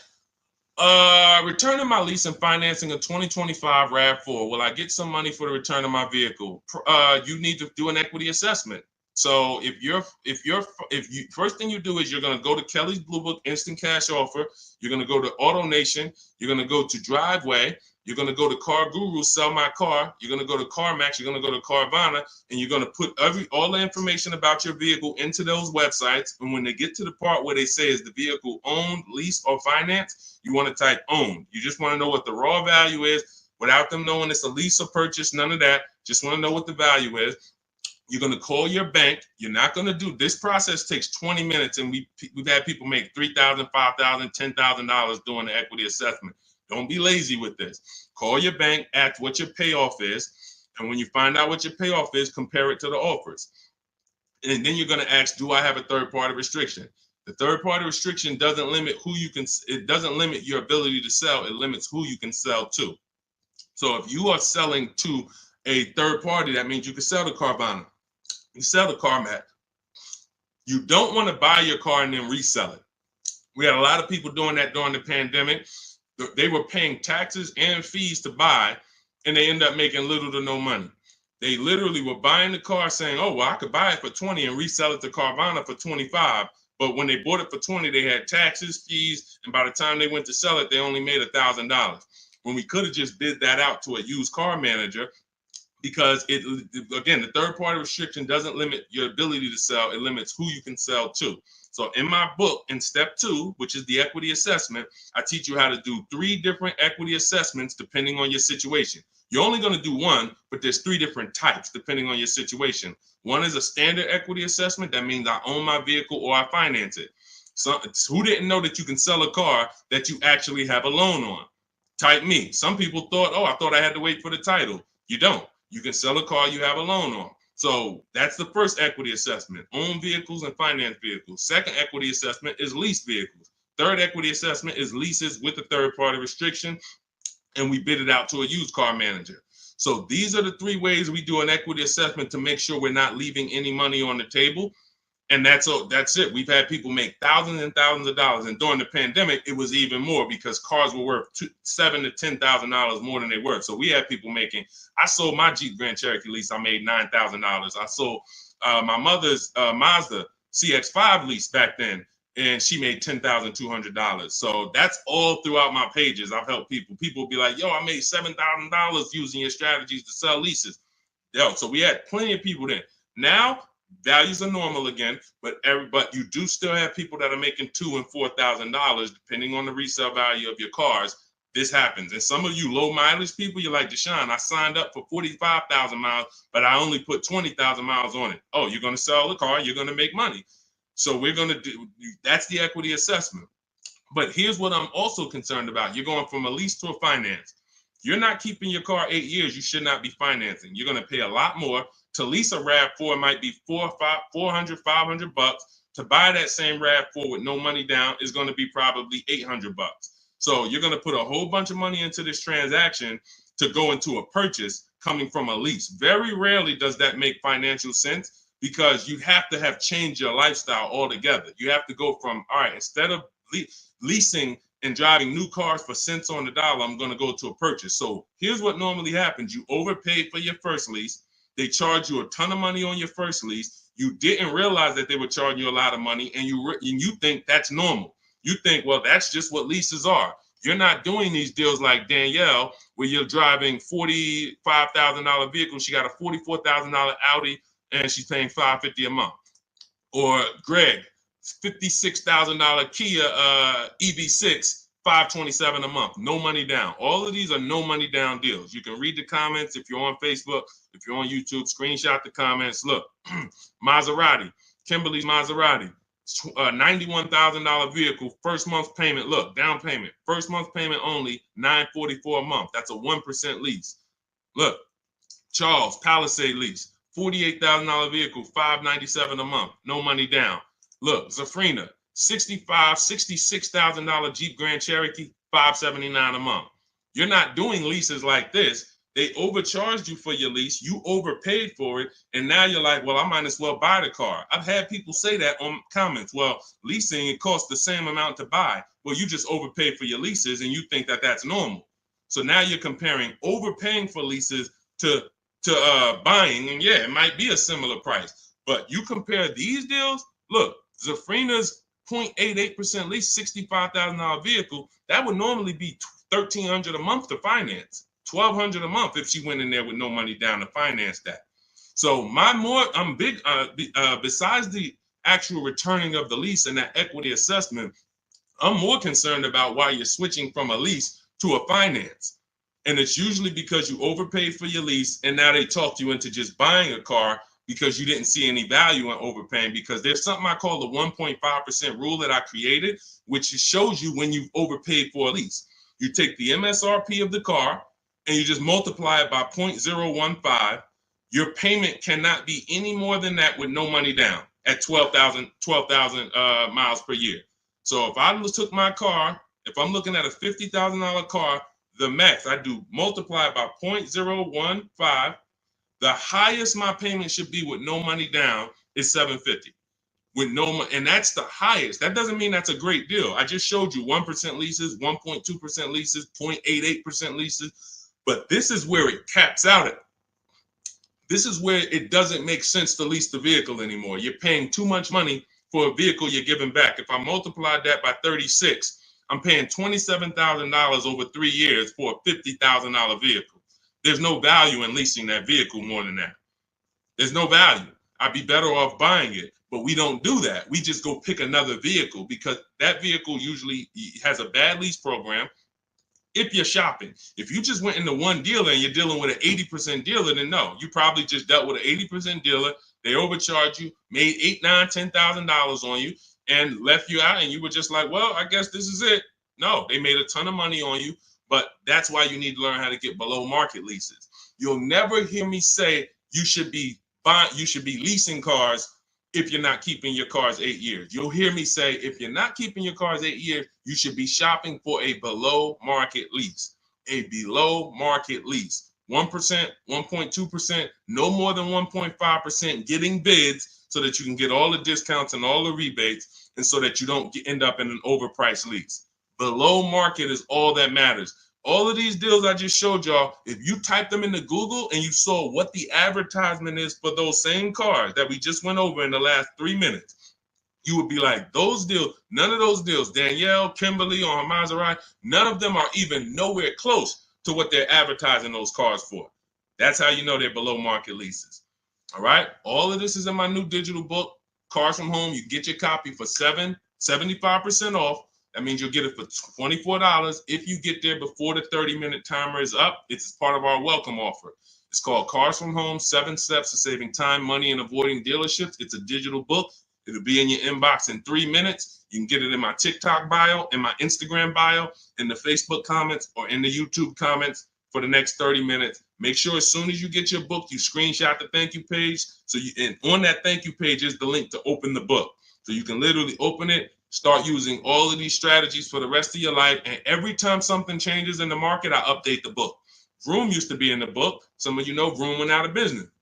I went right into the master file, took Vroom out, updated it. If I update a script, I go right into the scripts, update the master file. You open the book. Every time you open that link, it's a new copy of the book.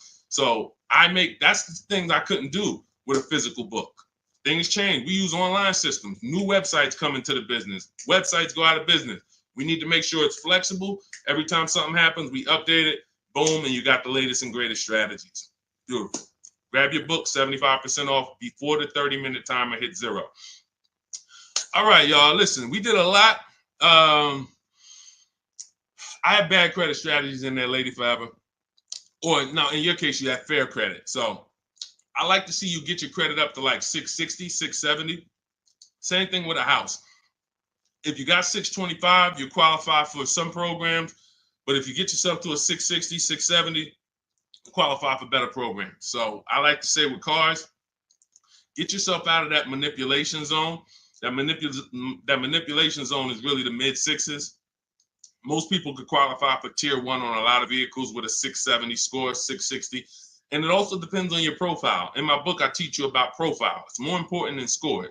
You know, profile is part one. Your score is part of it, but also part of it is your income. Also part of it is comparable credit. Do you have any car loans that you've paid on time?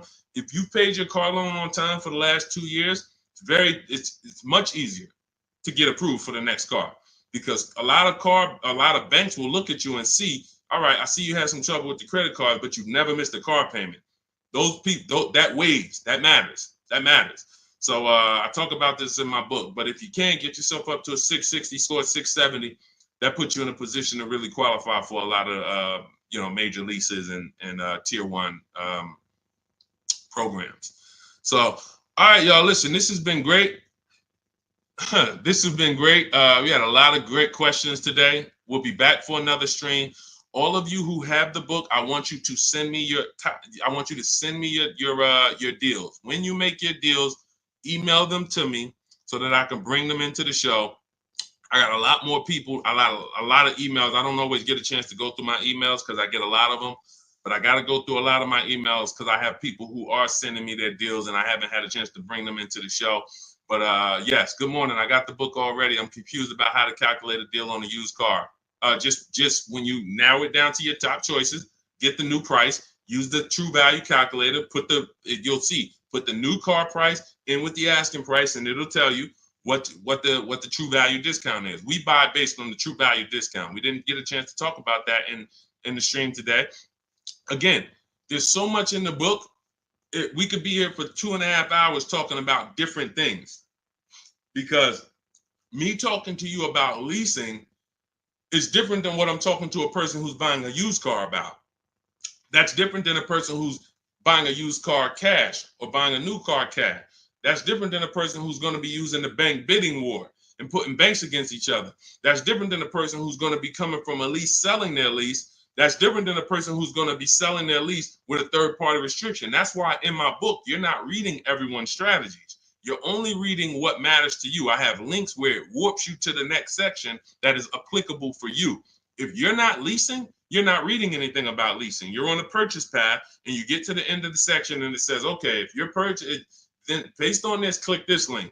If you're doing this, if you have good credit score, click this link, it warps you here. If you have bad credit score, click this, it warps you here. So it's all about making sure you're on a path that is applicable to you, not following a bunch of advice that is for someone else or even a deal you might make later.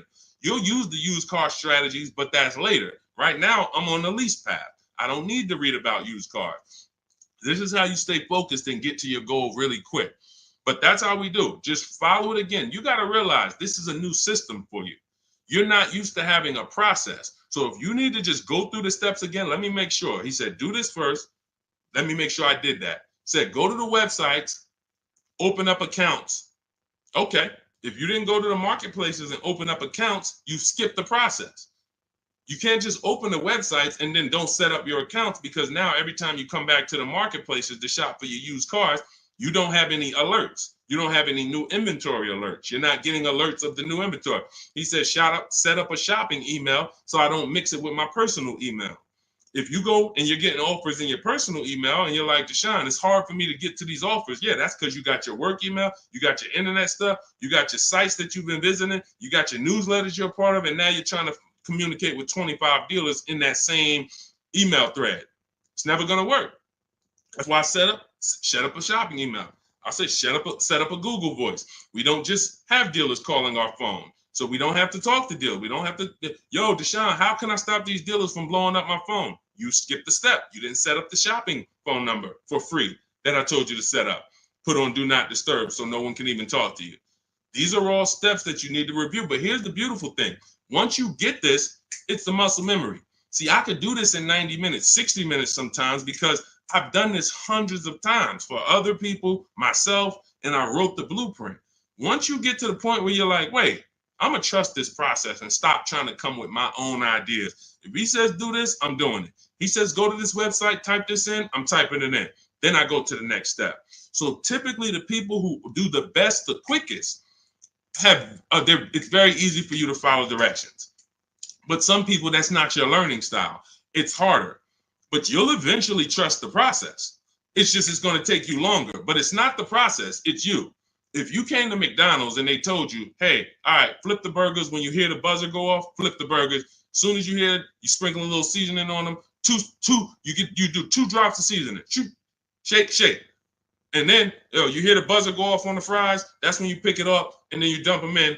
and then you sprinkle five salt. Shit. See, it's a system. They're not giving you an option. My system is the same way. It's very rigid. There is no add your own stuff to it. Deshaun, I was on the websites. I was looking at some of the lease offers, man. They look bad. Where in the book did I tell you to go to websites? Oh, no, you didn't. Why'd you do it then? You're mixing your own stuff. So again, the people who have an easy time following direction, military people usually, a lot of military people come in and they get right to it. They're like, Deshaun, like I had one girl tell me, she's like, I'm in the military. So as soon as I saw the directions, I'm just trained to follow. That's how I got to it quick. But some of you, it's going to take you a little while because you're an overthinker. That's okay.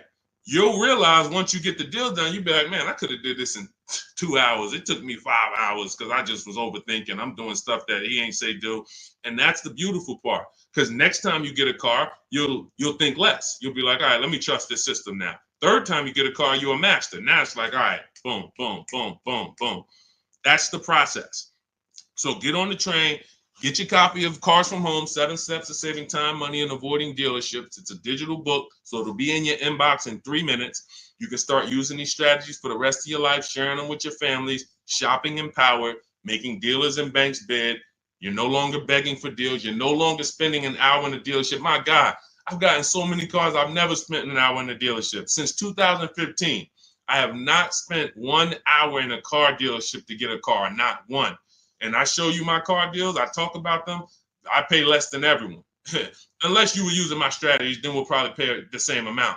But as far as the cars I get, every lease I've gotten, ridiculous. 1% leases, never had to be in a car dealership. So you could say goodbye to Deshaun, I never got to spend more than an hour you never spend more than 30 minutes in a car dealership again.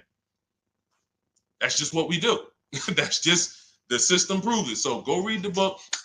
Go get your copy, 75% off in my TikTok bio, my Instagram bio, the Facebook comment, or the YouTube comments. Click the link and then click the button that says 75% off. Welcome offer. Make sure you get there before the 30 minutes is up. All right, we'll be back. We will be back to talk more. But everyone who got the book, I will see you in the book because you'll be linking the videos with me. You'll see I got a bunch of surprises in there. So go get your book and I'll see you all on the next stream. God bless you.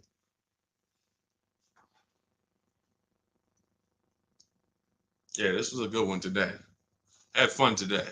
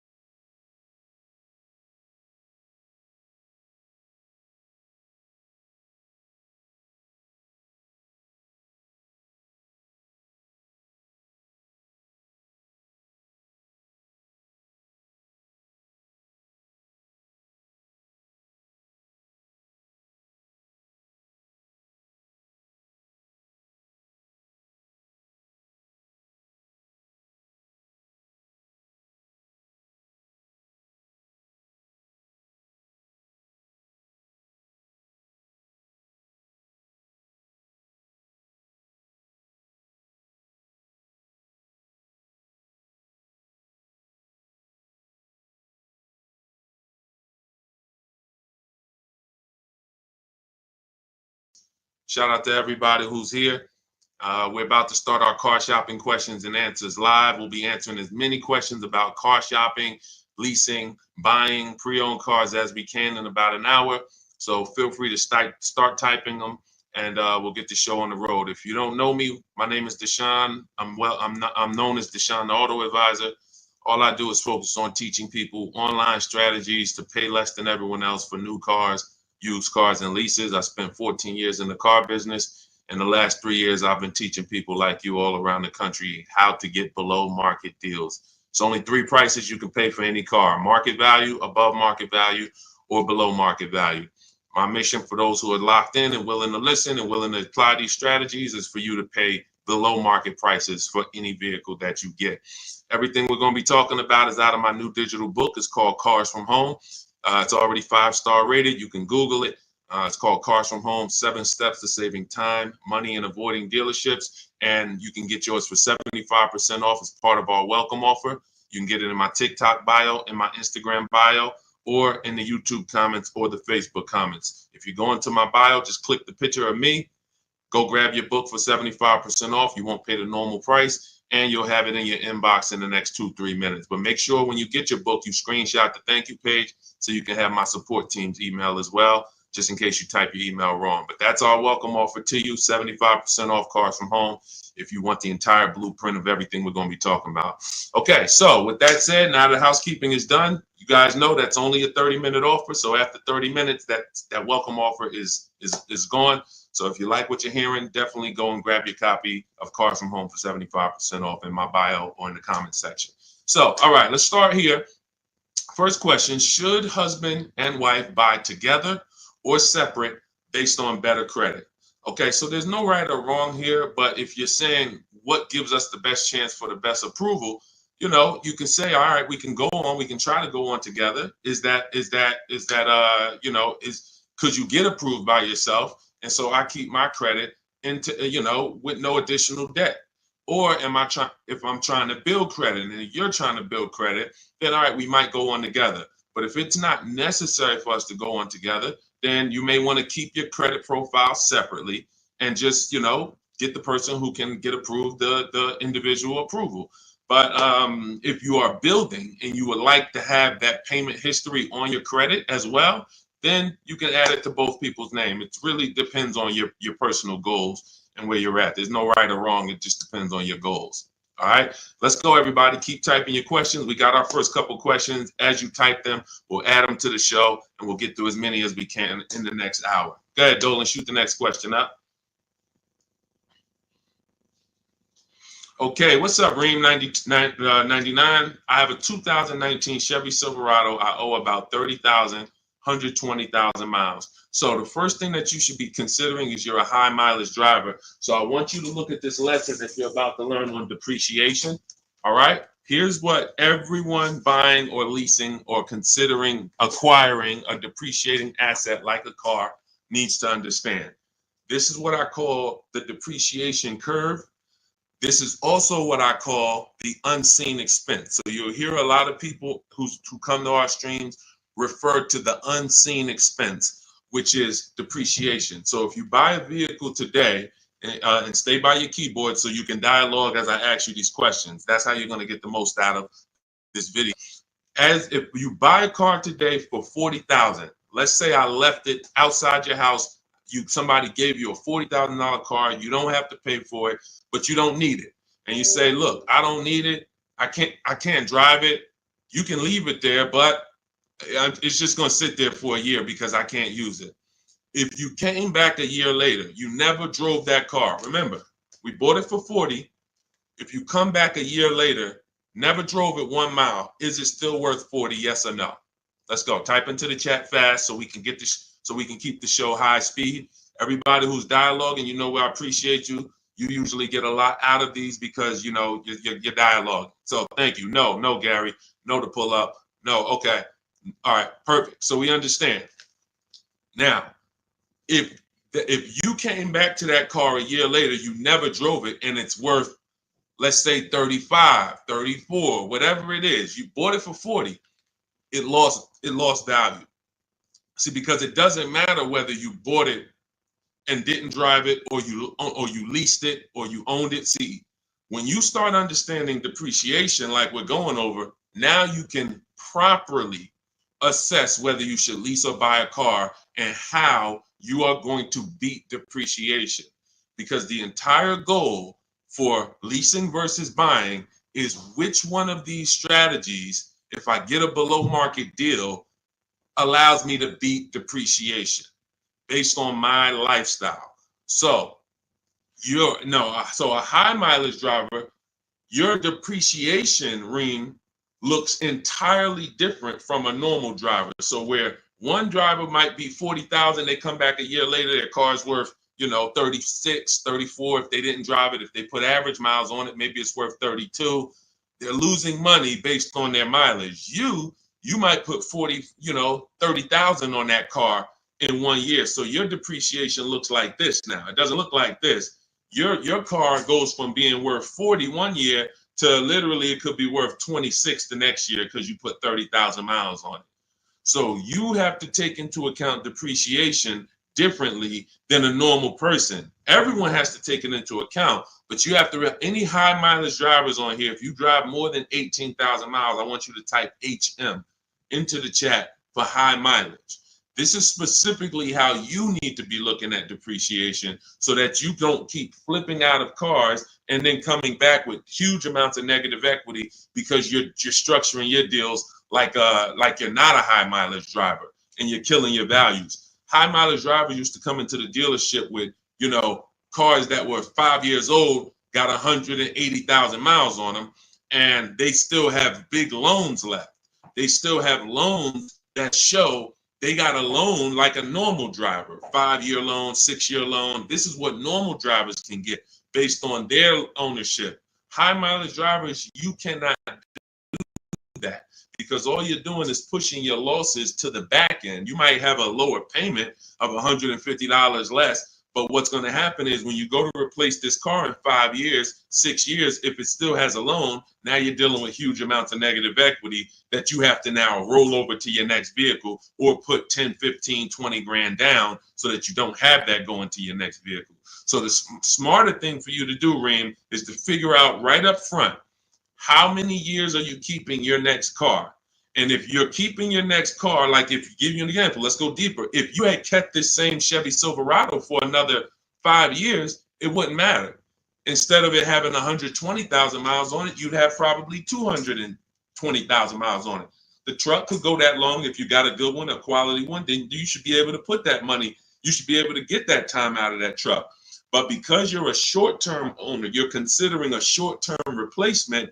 Now you have to take into account leasing. Does it make more sense for me to get a below market lease on these vehicles, pay less, build in my mileage so that I can avoid depreciation? Because if you're buying these vehicles and then you're destroying the value and you're replacing them in 5 years, you're not getting all of that money that you put in that car back out of it. You could have put much less money into it and still driven the truck. So the whole goal is getting out of this stuck in the middle and thinking 5 years, 6 years is a long time to have a vehicle. It's not. You're still in short term because you're still in the big depreciation phase. See, once you get to about 8 years, that depreciation is going to start looking like this. So your truck this year is going to be worth about the same next year. It's not depreciating like this anymore, losing thousands and thousands every year. That's where you want to get to if you're buying. If you're not keeping the vehicle that long, you should not be buying, because all you're doing is riding the depreciation slide all the way down, and then you go and get another vehicle, ride it down again. Get another vehicle, ride it down again. You're never getting to the point where you could benefit like a long-term owner and stop losing value every single time. And if you're not keeping your vehicles 8 years, my rule is you lease. You shop for a below market lease. Now, we could go a little deeper on that. If somebody has a follow-up question, this is about business. I assume you're making money from that truck. So if you're making money from that truck, then you should be structuring your deal and your finances in a way that gets you the short-term wins and doesn't push the losses to the back like a negative equity. Big, like I said, you got a $400 payment, but every time you replace the vehicle, you got 15 grand negative equity. Smarter thing to do would be to have a shorter loan, higher payment slightly, but then when you go replace the car's paid off. Now, instead of having negative equity, you might have something that's worth 5 grand, 8 grand that you could use as an asset. So that's what it's about. All right. When it comes to these understanding this is all in my digital book. You have to understand depreciation is step one. Cue up the next question, Dolan. Depreciation is next step one. When you go into a car transaction, your first question is to decide how I'm going to beat depreciation, through a below market lease or through a below market purchase. But if you do a below market purchase, which means you pay less than everyone else paid, but you should have leased, then you paid too much. There's no one on here, myself included, who can get a below market purchase and then replace that car in 3, 4, 5 years and have it be less money than we would have spent on a below market lease. A purchase is always much more, even with a great deal, than a lease would be with a below market lease. So this is what we deal with up front. Leasing versus buying is the first step in my book, the most important question. That's the foundation of our deals. Nothing more important than that. All right, go ahead, Dolan.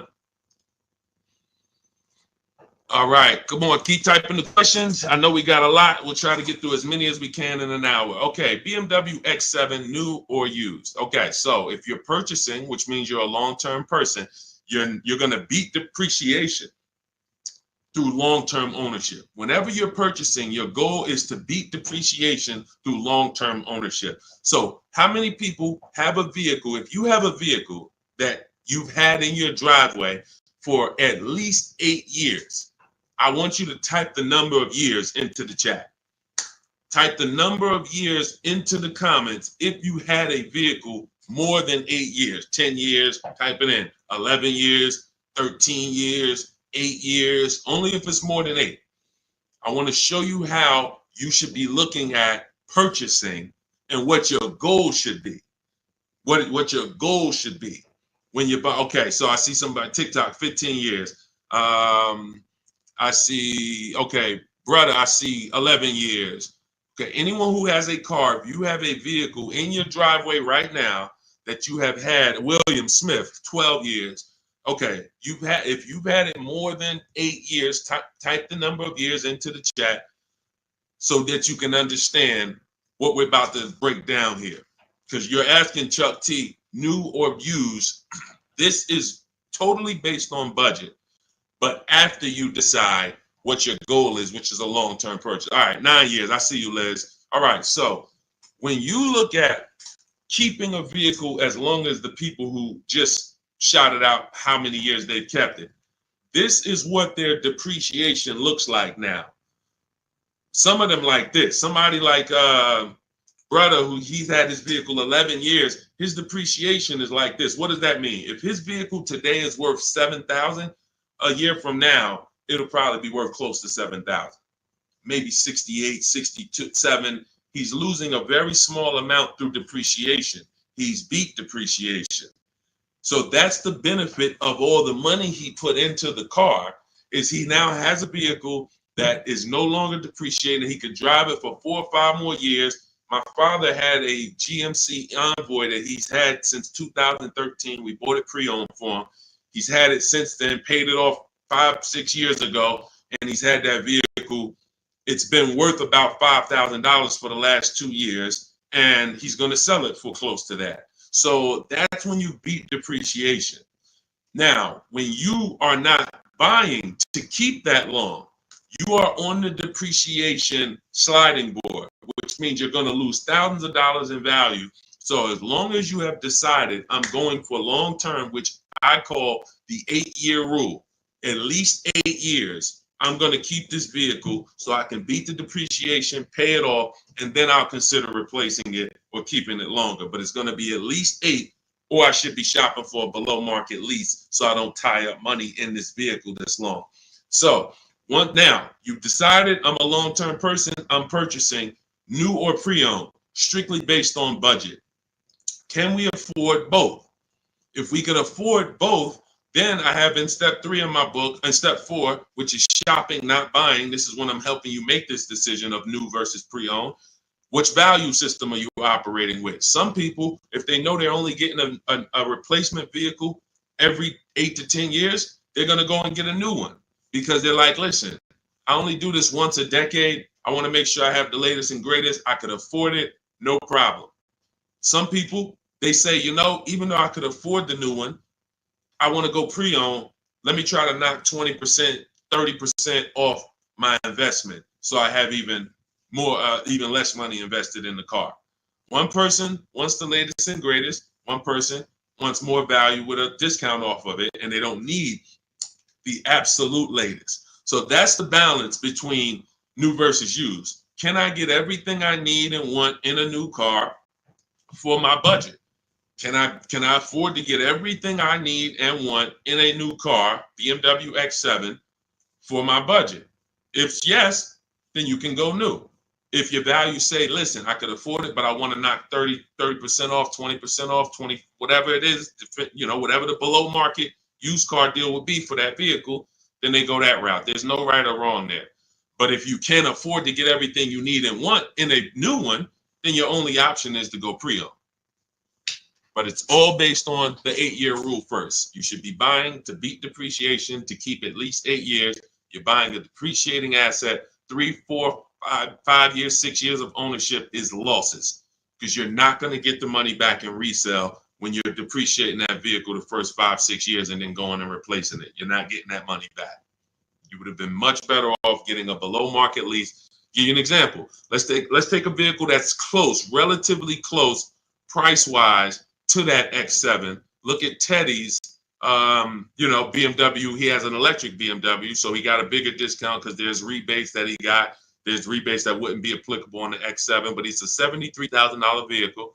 He's leasing it for $856 a month. That was his best offer. Now, one of the things we teach here, we do not buy a vehicle, lease it, buy it without looking at 5 offers, 5 options. If we're looking at a used car, we're looking at 5 options to make sure we're getting the best price. We do this from home. That's why my entire system, my book, everything is called Cars From Home. Cars From Home, because we're using the internet to do this. But you look at somebody like him, he paid $856 a month, no money down. On a $73,000 vehicle, some of you know every $5,000 would be how much? I know I got some new people on the stream, but I'm talking to the people who you've been tapped in. I may have a couple people who know every $5,000 when you're looking at a car is about how much per month. And you use this so that you never get scammed. When you know this, no one can throw, you need to know a basis of what a car should cost. And I'm gonna tell you why in 1 minute. Thank you, Anthony. Yes, $100. Great job. Anthony Perry knows $100. So if every $5,000 is $100, you're going to now look at a $50,000 vehicle and you're going to say, that's going to be about $1,000 a month if I wanted to buy it. That doesn't take into account, okay, I might get a $10,000 discount. We're just talking about strictly looking at the base price, total price of, the vehicle, asking price. Every $5,000 is about $100 per month on a 5-year loan. So you're looking at a $50,000 vehicle, that's about $1,000 a month. You're looking at a $73,000 BMW like Teddy was, that's roughly about $1,500, close to $1,500 a month on a 5-year loan. No money down. That's how we shop. No money down. We're just doing apples to apples. We may put money down later, but we need to know base numbers. This is base numbers. So look at Teddy. He's paying $856. You're never, if he was buying this vehicle, it would be $1,400, $1,500. That's why I say when you ask about purchasing, it's important for me to reiterate to you that if you should be shopping for below market leases, but you're shopping for purchases, it doesn't matter how great of a deal I teach you to get. You can use the Cars From Home strategies in my book, the bidding strategies, to get the best offers on your purchase, new cars, used cars. But it's not going to compare to if you would have leased, because you should have leased because you weren't keeping your car at least 8 years. You can see he's $856 a month, and even if the deal wasn't that great, even if it was $1,000, he's still literally $400 or $500 less per month than if he had bought that car only to try to trade it in 3 or 4 or 5 years and go do it again. So the leasing versus buying is the biggest principle that you need to start your car deals with. There's nothing more important than that, and we want to make sure we drive that point home. Everything we're talking about is in my new digital book. It's called Cars From Home, 7 Steps to Saving Time, Money, and Avoiding Dealerships. You can get your copy for 75% off. That's part of my welcome offer to you. This is going to have all of my blueprints, step-by-step strategies for leasing, buying, getting below market deals for high mileage drivers. It's all in there if you don't want to try to remember this. And you can get it for 75% off as part of our welcome offer. In my TikTok bio, click the picture of me. My Instagram bio, click the picture of me. Click that website, and the YouTube comments or the Facebook comments. Grab your 75% off, but it's only good for 30 minutes. After that timer hits 0, the price does go back up to $97, which is still incredible. I get it at $97, but $24 is even better. All right, Dolan, shoot the next question up. All right. Cody, how much of a down payment is needed for trade-in with $10,000 negative equity? This is a great question. Depends on what you're buying the next vehicle for and what type of discount you got off the next vehicle. So give you an example. Let's take a dramatic discount like Milligan's discount. She got one of the largest discounts I've ever seen anyone get using our bidding strategies from home. Let me pull it up so that we can now. When you get the larger discount you get, the more money you're able to roll over to that deal without having to put money down. Now, let me give you an example. Why does money down become important or necessary sometimes? The banks have something called loan to value ratios. Loan to value ratios. So the banks may say, based on good credit, we will lend a customer 20% above the value of the vehicle they're buying. So if they're buying a $40,000 vehicle, we will lend that customer up to $8,000 more, which would be 20% of $40,000. Because the value of the vehicle is 40, the loan to value ratio is 120%. We can lend $48,000 on a $40,000 vehicle. So if a person comes in and they want to buy that $40,000 vehicle and they want to finance and add to the loan the taxes and any applicable fees, that might come out to be roughly $44,000. They'll qualify because the bank says you have up to $8,000. Now, let's say they want to bring a small amount of negative equity over to the deal, $4,000. So now they buy it for 40. They get they have $4,000 in fees and taxes, and then they have another $4,000 of negative equity that they add to the transaction. The bank will say you're still at no more than 20% above the value of the vehicle. We can approve this with no money down. The problem happens when a person wants to add $8,000 of negative equity on top of that. So now they're buying it for 40. They are getting taxes and fees added. That's 44. And then they want to slap 8,000 of negative equity on there. That's 52. The bank is going to say, no, we only will approve 20% above the vehicle's value, which is $48,000. So if you could get it down to $48,000, we'll approve it. If not, we can't approve it. The customer has to put the money down to make up the difference. So in that scenario, what you would be asking for would be above the bank's loan to value ratios. This is why I call negative equity the bad credit for people with good credit. This is why I want you to know the cause for most negative equity situations is you don't understand leasing and you're buying your vehicles rather than getting below market leases. You take out 5 and 6 year loans, you don't pay them off, you trade in vehicles, and you should be shopping for below market leases, but you continue to purchase. So you're going to continue to have negative equity in almost every case unless you start putting a lot of money down or start keeping your vehicles longer, paying them off, and then coming back and seeing how much money you could get back out of that, which I also don't recommend.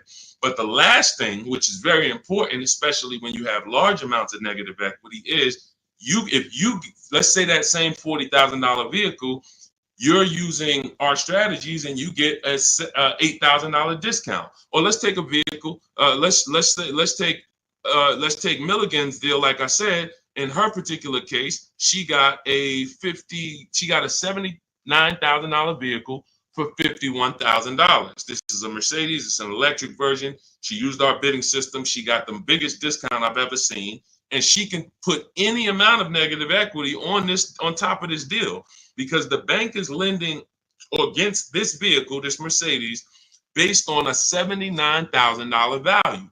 So their loan to value ratios for this vehicle would be 20% above $79,000. So if that's, let's say $80,000, 10% would be $8,000. So you're talking about $16,000 that they would lend above the $79,000. So they're looking and saying, wow, if this is a $79,000 vehicle, they don't care about what the woman bought it for. They don't know that.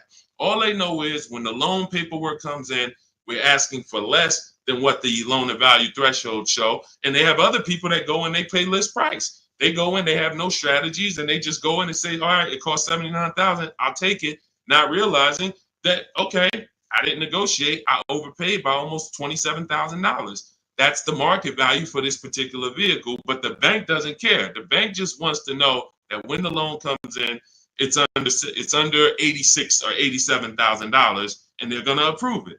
So the bigger discount you get, the more room you have to move negative equity over, and that's what you want to understand. If I had a large amount of negative equity, I would be choosing several vehicles, using our bidding strategies from home. If you want to do it your way, at least calling around, talking to managers, getting multiple offers. You want to talk to salesmen and managers, you can do that. But once you get the discount, any amount of negative equity that you bring over would now go on top of your selling price. So if you got a $10,000 discount, then you brought $5,000 of negative equity over, you would be well below the bank's loan to value threshold. So it's based off of how much negative equity you have, and then it's connected to how much discount you're going to get off the value of the vehicle, which is what the banks actually base the loan to value approvals on. And if you can do that, you don't need a trade, you don't need a down payment. And I hope that's clear. If you rewatch this, rewatch this segment, it'll be clear to you. If most people understood that and the cost for negative equity, we have a lot better world. Deals. Negative equity is the one thing besides super bad credit where you can walk in with an 800 score. You're not leaving with a car, depending on what your situation is and what car you're trying to get and how much they're charging you for it. You are not leaving with a car. And that's just the sad part. So stay out of negative equity. Get out, stay out of it. All right, go ahead, Dolan. Next question. And I see you, Quintia. We'll get to you asking about Tesla. All right, Miss A, good to see you. Any advice on leasing as a first-time car buyer? Sure. Let's look for something that's mainstream because some banks do not want to be your first lease. When I was at Mercedes, unless you were like, they had a Rising Star program, which was certain college students and, would have, condition. They had to have certain things like 2 trade lines on their credit report, but that's the only people who can qualify to get a Mercedes as their first loan or lease. Some of these, luxury banks or import banks do not want to be the first one, but Honda, Toyota, Chevrolet, Ford, Nissan, and possibly Infiniti, as long as your credit profile is good, you're in that good range, high 6s, low 7s, the better, the higher the better, and you have a solid credit report, that could be 2 credit cards, but you're paying them on time, you're not using up that credit. I would be shopping based on the 8-year rule, which is the first step in my book. The 8-year rule is how many years are you going to keep the next car? That's the leasing versus buying question. And once you make that decision, if you're not keeping the car 8 years, you should be shopping for a below market lease. And I've seen so many people that would buy their first car or they would buy their children their first cars, and they're getting like $400 payments on these cars or $350 payments. That's only a $15,000 to $18,000 car. So they're usually getting, a 4 or 5-year-old, Hyundai Elantra, Toyota Corolla, if they're buying used.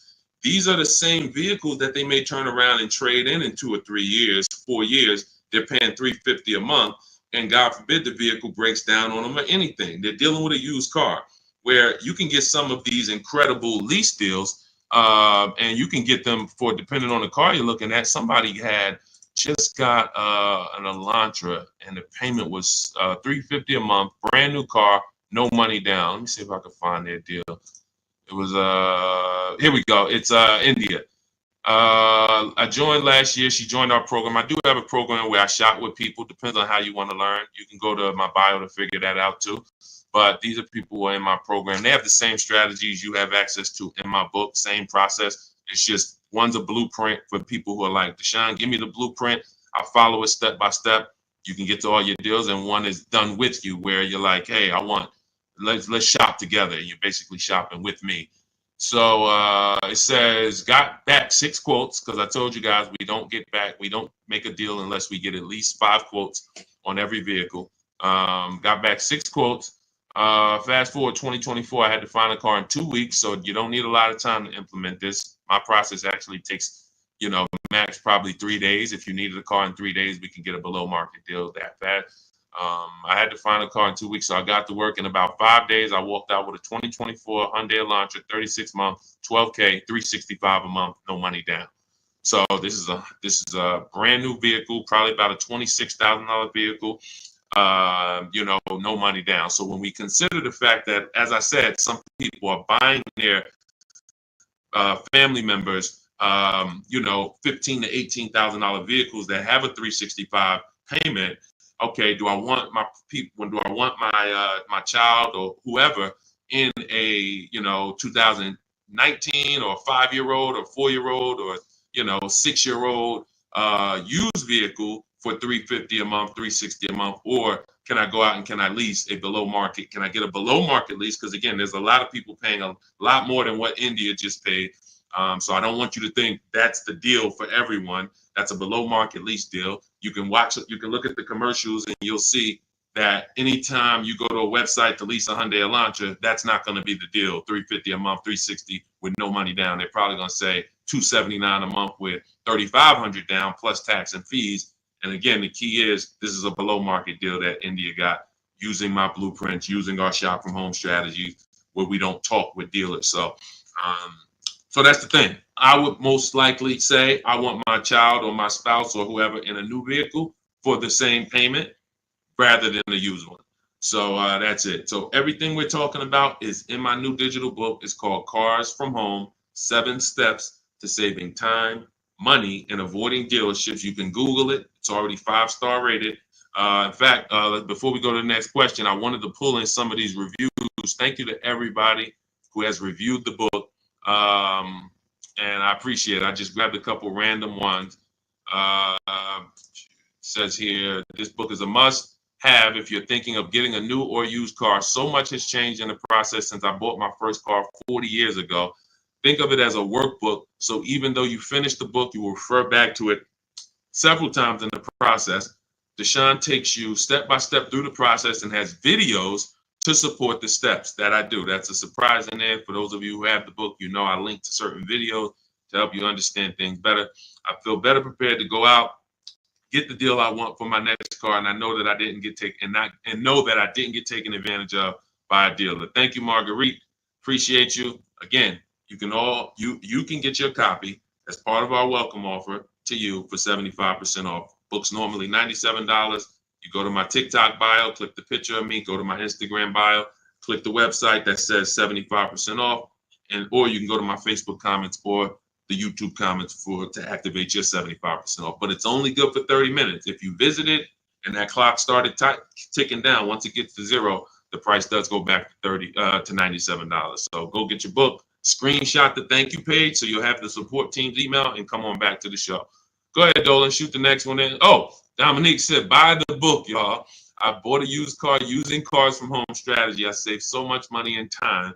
It was not hard either. If you follow the steps, Deshaun literally does it for you.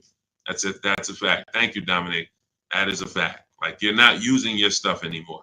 You're using my stuff. So that is, if you leave your stuff. That's why I represent Unlearn, Relearn, because when you decide you want to unlearn your way of car shopping and you want to do it the Cars from Home way, that's all you need. As long as you have a computer and you can copy and paste and send emails and visit websites, you can win. That's all you need. But you do need to be able to use a computer and copy and paste. That is a requirement. And everyone may not be able to do that. If you have somebody in your family that's good with copying and pasting and sending emails, that's all we need to win. All right. Thanks, Dominic. I appreciate that. Go ahead, Dolan. Shout out to the sharers and shout out to everybody running the likes up on TikTok. Thank you to everyone who hits the share button. Whenever you hit the share, tag your best friend, tag one friend in, because they may be car shopping this weekend. Right now, they might be going to a dealership later, and you have no idea. Most people are overpaying by thousands. There's only 3 prices you can pay with cars. Market value, that's what everyone pays. Above market value is what the worst negotiators pay. And below market value is reserved for people who are putting dealers against each other. Negotiators can get market value for negotiators. So even if you're a great negotiator like I am, obviously I was a great negotiator selling cars for 14 years, but even if I was a great negotiator, I'm still going to get market value, because the only way I could guarantee below market value is by looking at multiple options, the same way you buy a TV. You go buy a TV, you're looking at multiple TVs, Walmart.com, Amazon.com, all these different sellers from Amazon, Best Buy. So that's the only way you can guarantee a below market price for your TV, is looking at multiple offers. You could go to Walmart and say, all right, I got a TV, $700. Was it market value? Was it below? Or was it above? You don't know until you look at all the market, and that's what we do. That's what Cars from Home is about. Okay, Alan Carter, 35 years in the car business. Your advice is spot on. Thank you, sir. I appreciate that. Thank you so much. All I want to do is help people find the 20% of car dealers and salesmen who are honest, who want to compete, who want to take care of their customers. That's the 20%. But 80%, we have proven that, working with hundreds of people personally, thousands around the country, we've proven that you must get 5 offers on every car, because 80% are going to be overpriced. Doesn't matter how much you negotiate, they're not going below a certain amount. So when they tell you, hey, Shantola, thanks for coming in, but this is the best offer we can do, that does not mean that's the best offer any Nissan dealer can do. That means that's the best offer Nissan of Bay Ridge can do. That's the best offer Nissan of Hudson County can do. But there are several Nissan dealers competing, and we need to get competitive offers to see who's the 20% of dealers who are going to beat all their competition. And we only do this from home. Go ahead, Dolan. Great questions today. Let's go. Keep typing. Let's get to as many as we possibly can. Does your process work when leasing a Tesla? Yes and no. My parameters for overpaying for a lease should never be broken. They're based off the 1% rule. So how did we come up with the 1.5% rule for knowing bad lease deals? We had to look at what a great lease deal was. And the 1% rule has been around since way before I started leasing cars. So you take the MSRP of the vehicle, the total MSRP, you type that in, and you multiply the total MSRP by 1%. And if your lease payment with no money down is under that, you stole the vehicle. It's a steal. I call it a steal. So we have 3 different ways we look at leases: a steal, a deal, and when it's time to chill. Very simple. A steal is 1% or less. So what does a 1% look like in real life? Look at somebody like Greg. Greg leases his $56,000 Kia EV6 Win, $527 a month. No money down, 12,000 miles per year. Now you can adjust this miles. You can get 15,000, 18,000, 25,000. But the way we shop is based on 12,000 miles per year. That's how we judge the 1% rule. So another 1% deal, less than that. You know, Zafrina uses our strategies, uses what's in my book. She puts the dealers against each other. She gets multiple offers. You can see she used all the scripts, my email scripts. We don't talk. She gets $579 a month on this $65,000 Jeep Grand Cherokee. You look at somebody like, where is Rosalie? Rosalie Ansley is another 1% lease deal. 2024 Infiniti truck, $58,000, $554 a month, no money down, right under 1%. And he's driving something he likes. This was a vehicle he got for his father a couple days ago. So this is a 1% lease. So now we say, when I started telling people about leases in my videos, I knew people were going to go out and get bad lease deals because they just literally don't know how to make people bid, and they're just going in trying to negotiate, not realizing a lease is going to look better than a purchase. The only people who really say a lease is the same are people who really are overpaying for their leases, because they'll say, wow, the dealership told me to shine that with their lease deal, it'd be better if I just buy it because it's about the same price. That means they're offering you a horrible lease deal. That dealership is running a horrible lease deal, and they want to try to talk people into buying.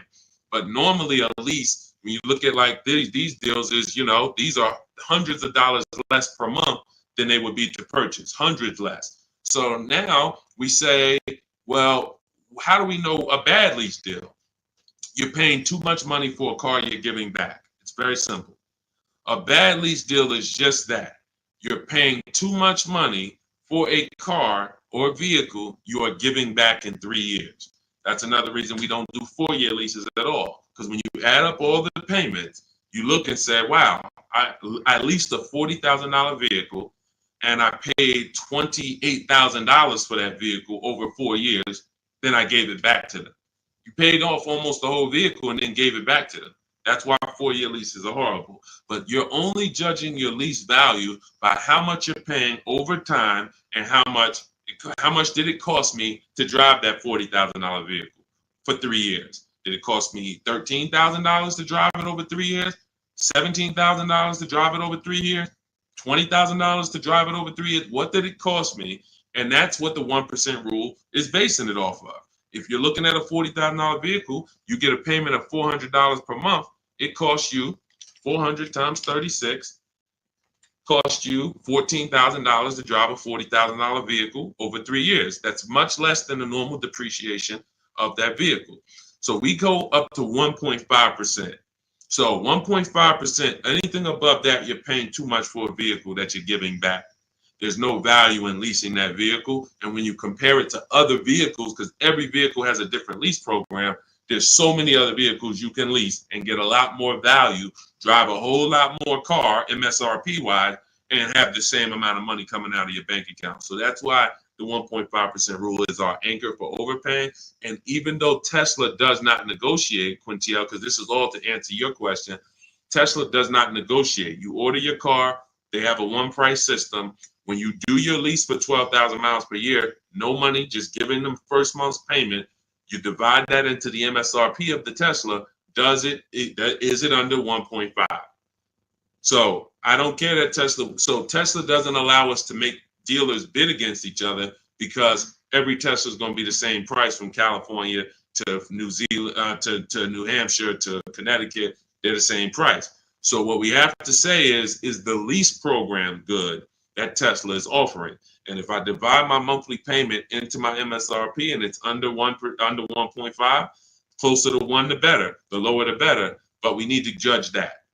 That's how we would judge that. So when that's the part of our process that would still be applicable when leasing a Tesla. And if you have a vehicle you're replacing, or when that vehicle is up, our system for selling leases, assessing our equity is still applicable because we don't return a lease without checking equity. This is step 2 in my process. If you have a lease, or if you have ever at any point in your life dropped off a lease to a dealership without checking for equity, type me in the comments. Type me in the comments. If you have returned a lease and you did not assess your equity, and matter of fact, I know there's a lot, you might be like Deshaun, I didn't even know you could sell a lease. If you didn't know you could sell a lease, just type a question mark. I didn't even know it was even possible for me to sell a lease, much less turn around and have a process for how I sell it or how I analyze. Okay, Faith, I see. I never done that. Dwayne Castro, me. Okay, perfect. So what we do is, this is step 2 in our process. We assess our equity on any vehicle that we are replacing because we don't trade. We don't trade. Some of you know that. So the equity assessment is how we don't give dealers back money. So if your car on the market is worth $19,000 and you go drop it back to a dealership, but they could buy that car for $16,000, now you just lost $3,000 of equity because they're going to buy that vehicle and they're going to resell it based on a market value of 19. So what we do is we make sure before we return any lease, we are checking the market value, getting 6 offers to see if is the price that a dealer can buy our lease for, is that a price that is a price that's higher than our is our market value higher than the market? Let me break it down like this. Let's say the dealer buyout price is $19,000, but your highest offer market-wise is $24,000. That means you have $4,000 to $5,000 of equity that we could cash out, let CarMax, Driveway, Carvana, Kelly Blue Book Instant Cash Offer, AutoNation, Car Gurus, one of these buyers that we use, this is all in my book. This is step 2. We get these online bids. We're going to let them buy the vehicle and then we'll make $3,000, $4,000, $5,000 once we sell it to them. And I've helped hundreds of people do this. There's several videos on my pages where you can see people that are commenting, man, I use your strategies. I made $7,000, $8,000, $10,000, especially during the pandemic, because every vehicle was worth $7,000 to $12,000 more than it's worth today, more than it would be worth in a real market. And I told people for 2 years straight, once I started talking about this, I said, listen, cash out now. If you have a vehicle, cash out. We help people cash out $5,000, $7,000, $10,000, $12,000, put that money in their bank, release or rebuy below market. And some people can say they capitalize on a once in a lifetime market that none of us have ever seen before. Strictly based on the equity assessment. This is all in my digital book. This is, if you're like Deshaun, I don't even want to remember half this stuff. I'm not going to remember it. You can get my entire blueprint that teaches everything about below market leases, below market purchases, below market new cars, used cars, making banks bid, equity assessment, selling leases. All of that is in my book step by step. And you can get your copy for 75% off for 30 minutes only. It's my welcome offer to you. I want to give you incentive to get the book now so you can pay less, 75% off. In my TikTok bio, go to that picture of me, go to the Instagram bio, click that link, click the button that says 75% off new book. Get your copy. Make sure you screenshot the thank you page. If you're on YouTube, your 75% off link is in the comments. Facebook, it's in the comments, but it's only for 30 minutes. After that, the price does go back up to $97, which is worth every penny, but $24 is better. So go get your book and then come back to the show. Go ahead, Dolan. Great question so far. Let's keep going. Does this work the same way for Canada? Scott, I'm not sure. I do believe that most would be applicable. I do believe that most. The difference is going to be the websites. So we're using our multiple marketplace strategy for shopping for used cars. We're using 8 marketplaces. Used to be 9, but Vroom went out of business. So we're using Carvana, we're using Carvana, CarMax, Driveway, eBay Motors, Cars.com, CarGurus.com, Carfax.com, and Autotrader.com. Those are 8 marketplaces that we use to shop for our used cars. I don't know if they're the same in Canada. I don't know if they're different. When we're shopping for our new cars, we use what I call, what's in my books, it's in step 5. It's called the 25 to 5 strategy. We're going to reach out to 25 dealers online. It takes us 20 minutes. You're using my email scripts. In 90 minutes, you're going to have quotes back from all of these dealers to be able to get at least 5 to 7 quotes. So out of the 25, you're going to get 5 to 7 quotes. That's why it's called the 25 to 5 strategy. We're going direct to the dealers' websites. So I give you links to the dealers. As long as these dealerships have similar websites set up in Canada, then everything is going to be the same. The scripts, the way they communicate, the things they try to get you to do, come in, can I get you on the phone, put one price here, and then, for a used car, and then hope you come in and charge you more later. All of that, if all of that is the same, which I believe it is, then everything will be applicable in Canada. It's just the websites will be different. But Honda's going to have their own dealers' websites, so that's why I say I believe 90% at least is applicable, and potentially more. All right, great question. Go ahead, Dolan.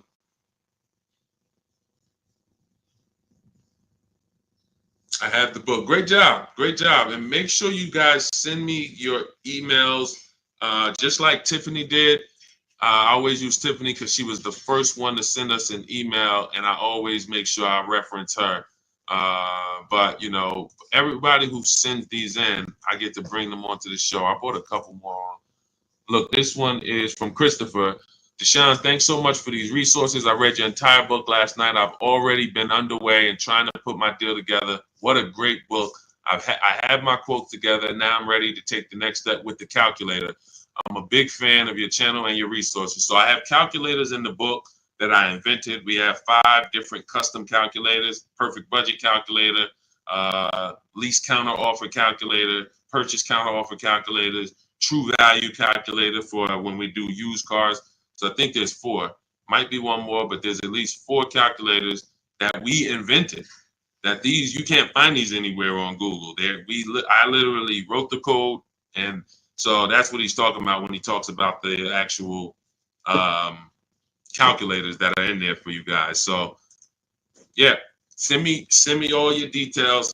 I love reading stories like that. Okay, Stos, what if I have a 600 credit score? How much is that lease deal that they're going to give me going to go up by? It's a great question. So if you are not in a position to lease because you won't qualify for a lower tier approval, a tier 1 approval, which is basically the best offer. Most leases are they're offering the lease based on tier 1 approval, which you don't need to have perfect credit for. That's not a super tier approval. That's not A1. There's tier 1 and then there's tier A1. So A1 is going to be a super tier, which is usually applicable on limited inventory cars. It's not important, but most vehicles, they're going by tier 1. And so most people can qualify for tier 1 with a good credit profile. But if you don't get tier 1, the payments can go up significantly. If you get tier 3, tier 5, some banks have 6 tiers, so the payment can go up by $100-$150. That's why we always have backup offers. So in case someone tells us, hey, your payment's going up by $80, we go to our backup offer. We give them a chance to actually see are they lying to us? Are they just trying to take a shot at us? Because sometimes they are, sometimes they're not. But if I can't qualify for a lease, what I'm doing is buying what I call in my book a smart card. This stands for saving money at the right time. Saving money at the right time. It's not the little smart cards that you may be familiar with. What I'm doing is setting myself up to lease. So I'm going to go get the least expensive car that I can get a loan on. That is the goal of a smart car, to have the least expensive quality car. It must last. Car cannot be breaking down. It's the least expensive quality car that I can get a loan on. $10,000 loan, $12,000 loan. So now I'm going to get the smallest car that I can get, maybe like a Hyundai Elantra or something that was like 25,000 new. And I'm looking to get it around 10,000. So it doesn't have to be too old. Now I'm getting that vehicle. I'm going to drive that vehicle for 2 years, establish a payment history. My payment should be no more than $250 a month. You're talking about a $10,000 loan. So now I got an easily manageable payment. I got a car that is dependable. I trade out of that into a lease in 2 years. But what some people do, which is what I don't recommend you do, when you're trying to qualify for a lease, that should be the goal. It should be, I'm buying this vehicle right now that I'm getting is going to set me up for my lease in 2 years. Now, some people will go, I just got to have what I want now. And they'll go and they'll get the Dodge Charger with the Hemi engine, or they want but they know that, all right, I'm going to go and get a $25,000 vehicle. But because you have a lower credit score, you're going to pay 18, 20, 25% interest. So now when you go to replace that, first of all, in 2 years, you got to make it to 2 years with a high payment, a car that most likely wasn't a quality car, because you're stretching. When I say you're stretching, if you're trying to get a $25,000 Dodge Hellcat, that vehicle probably has 80,000 miles on it, no warranty. So you're getting you're not getting a quality one. You're getting the one you can afford, which is going to be high miles, older. And now you have this high payment, high interest. So when you go to replace that car in 2 years and try to go into a lease, you're going to have a huge amount of negative equity, maybe $8,000, $9,000, $10,000, $15,000 of negative equity. So when you try to go into that lease, you're not going to even be able to make the lease make sense, because you're bringing all this negative equity over from the old car. So that's why I say you discipline yourself. You drive something, least expensive car, because you're building. You're building. We haven't earned the right to get what we want, but if I discipline myself for 2 years, drive a vehicle that is the least expensive, reliable vehicle that'll do the job for me, 2 years down the road, I got 2 years of payment history. I traded out of that into my new lease, and I'm driving a brand new car from that point on. That's the plan if I didn't have good credit, but I knew I need to get to the point where I could lease. That's exactly what I would do. All right, great question. Go ahead, Dolan. Scott Johnson hold on. Ahmed, the payment includes money factor and taxes. So what part of the lease is too much? It's too much based on the total amount for a vehicle you're not going to own. So when I leased my $35,000 Jeep Grand Cherokee, I got it for $330 a month. This was in 2018. So 2018, I paid $330 a month, and then I drove off. It was a 39-month lease. So over 39 months, I paid $12,870 for a $35,000 vehicle. Plus taxes and fees, it would have been probably $39,000. So $12,000 it cost, $12,870 it cost me. When you are leasing, the only thing you are considering is how much does it cost me to drive this vehicle over 3 years. The lower, the better. And that's how I look at cars, and that's how I teach all people who do cars from home, all the cars from home insiders, look at leases and say it's a value play. That $40,000 vehicle, what's the below market lease on that? We get below market leases by making dealers bid. That's what the whole cars. That's a huge part of what the cars from home system is. You're not going to get the below market deal negotiated because you don't know what the market is. 80% of dealers are overpriced. So 4 out of 5 dealers are not going to give you a below market offer. They're going to hold more profit. They'll give you a discount, but they're not going to beat all their competition and give you the biggest discount. That's why we get multiple offers. Once we look at the below market lease, we can determine how much we're paying for this vehicle over a 3-year period. And the lower the better. Because again, we're comparing it to the 1% rule. So the 1% rule has been around. It's literally, I'm driving new vehicles for cents on the dollar. A 1% lease, $400 a month for a $40,000 car, no money down. The same $40,000 car would be $800 a month to buy, based on the fact we know every $5,000 is $100 a month.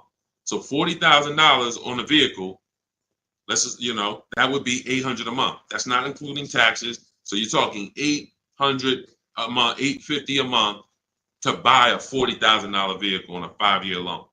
A 1% lease is $400 a month. So we're always judging the lease by how much am I giving them over a 3-year period to drive this vehicle. And, there is a point in time where you're paying too much for a vehicle you're giving back. And that means you signed a bad lease deal. Go ahead, Dolan. All of this is in my book. I teach you about the 1.5% rule and why we don't sign leases over 1.5%. All of this is laid out step by step. That's a huge part. When you hear me say rules, the 1.5% rule, the 8-year rule, these are principles. These are boundaries in our Cars from Home blueprint that we don't step over. We don't. And there's one thing, if you step over, great. That's on you because you're an adult. But it's another thing to know you're actually stepping over a boundary. And that's what we didn't have in the past. We didn't have boundaries that we knew we were stepping over. When is your loan too long? Well, in real estate, you have boundaries. That's why who would sign up for a 40-year mortgage? Type me. Do I have anybody in here willing to sign up for the 40-year mortgage? Anyone? Anyone willing to sign up? You're a smart person. Anyone? You could get a $600,000 house for the same payment as a $400,000 house potentially. Anybody signing up for a 40-year mortgage? What about a 50-year mortgage? What about a 50-year mortgage? No. Most people know, Deshaun, the longest mortgage we're gonna get is a 30-year mortgage. Some of you go for 15 years to pay it off quicker, but you're not doing 40, you're not doing 50. Because that means I can't afford this vehicle. Boundaries. That's industry established boundaries. That means I can't afford this house. If I have to take a 40-year mortgage, 50-year mortgage just to afford it, I can't afford it. That's the same thing we bring. That's one of the boundaries we bring to car buying. We don't do loans longer than 72 months. 6-year loan is the longest loan that we will do on a car. It just leads to problems. Most of the people who've had problems with cars, horrible problem. They still have loans on them, cars breaking down. They should be putting money to the side every year for maintenance, but they can't because they're still making a $500, $400, $800 car payment, and the car is 11 years old. These are issues. These are boundaries that we don't step over. That's why you'll learn in my book, The Rule of 72 and the 10th birthday. 6-year loan is the max. Car should be paid off by the 10th birthday. These are boundaries. That's what we bring. Dion Harvey, would you pay 16 for a Mercedes-Benz with 113,000 miles? No, unless you can pay cash for it, you most likely are going to end up in a tough position. And I'll tell you why. If you can pay cash for it, then you can put away money for the maintenance and for the upkeep.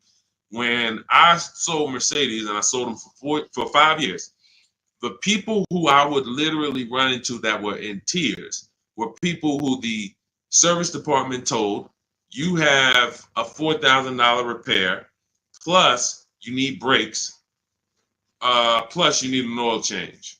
So oil change on the Mercedes is $200. Brakes could be $2,000. Then you have a repair because you don't have a warranty that could be your navigation system goes out. That could be $3,000. So literally you're looking at $6,000 and you still have a car payment and you still have insurance and you still have gas. So this is something I call the 4 expenses that we take into account. How we're going to acquire the car, insurance, gas, and maintenance and repairs. So these are the 4 expenses. And what gets people with Mercedes, BMWs, Range Rovers, Porsche, anything that's expensive to maintain and repair is nothing when something breaks, nothing costs $100. So it's not that they can't afford it. They can't afford to do that and make their car payment. So that's why I said, if you're going to pay cash for the 16 Mercedes and you've screened down title, history, service records, accident history, and then you've done a market assessment. This is all stuff I teach you to do step by step in my book when we're buying a used car, then you can pay cash for it. But if you can't pay cash for at this point, 8-year-old car with 113,000 miles on it, then you really can't afford that car. Go ahead, Dolan.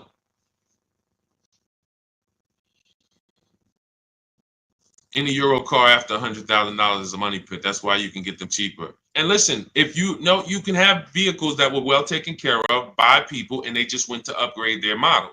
There are plenty of people who baby their cars, their BMWs, their Porsche. They've done all the maintenance. Now they get to 100,000 miles. They might have had it for 8 years and they're ready to sell it. And it's a great opportunity for someone else to buy. But you have to be able to afford these cars. And you have to be able to avoid, if you can't afford to repair and maintain them, then you can't afford these cars. So that's the principle. And again, I'm somebody who's worked. My most expensive car I ever sold was a $435,000 SLR McLaren. So I've had plenty of people who had, $200,000 Maybachs and, $180,000 S63s. Like, there are principles of affordability that safe people, conservative people follow to make sure they're not getting in trouble buying these expensive vehicles. And then there's people who don't have these principles and they're buying less expensive vehicles, lack of quality, and they're basically shoehorning their way into the vehicle with a loan, but they can't afford the vehicle because they can't afford to maintain it. And they can't afford to pay it off in time before things really start going wrong. If I got a paid off Mercedes or paid off Range Rover, but I'm putting, I was paying $700 a month to buy it, but now it's paid off. So now I put $300 a month to the side in an emergency fund. So when something breaks, I go to my emergency fund. Okay, my car needs this, my car needs that, but I'm not making a car payment anymore, so I can afford the maintenance. Problem is, when you're making a car payment and things start breaking, that's the problem. That's what we want to stay away from. So Ron, I have to turn in my 2022 Kia EV 425. Don't want to buy it, but my buyer's 21, worth only 15 right now. So 425 a month on a $41,000 car, good deal. It sounds like it, but we don't know if that was the best deal, and that's the problem. Sounds like it. It's a 1% lease, 425. If you put no money down, and you literally just signed the deal for 425, gave that to them and drove off at 425 a month, then that's close to a 1% lease. And that's but we don't know if that was the best. And I'll give you an example. So Zafrina was shopping for a Jeep Grand Cherokee. She had one coming off lease.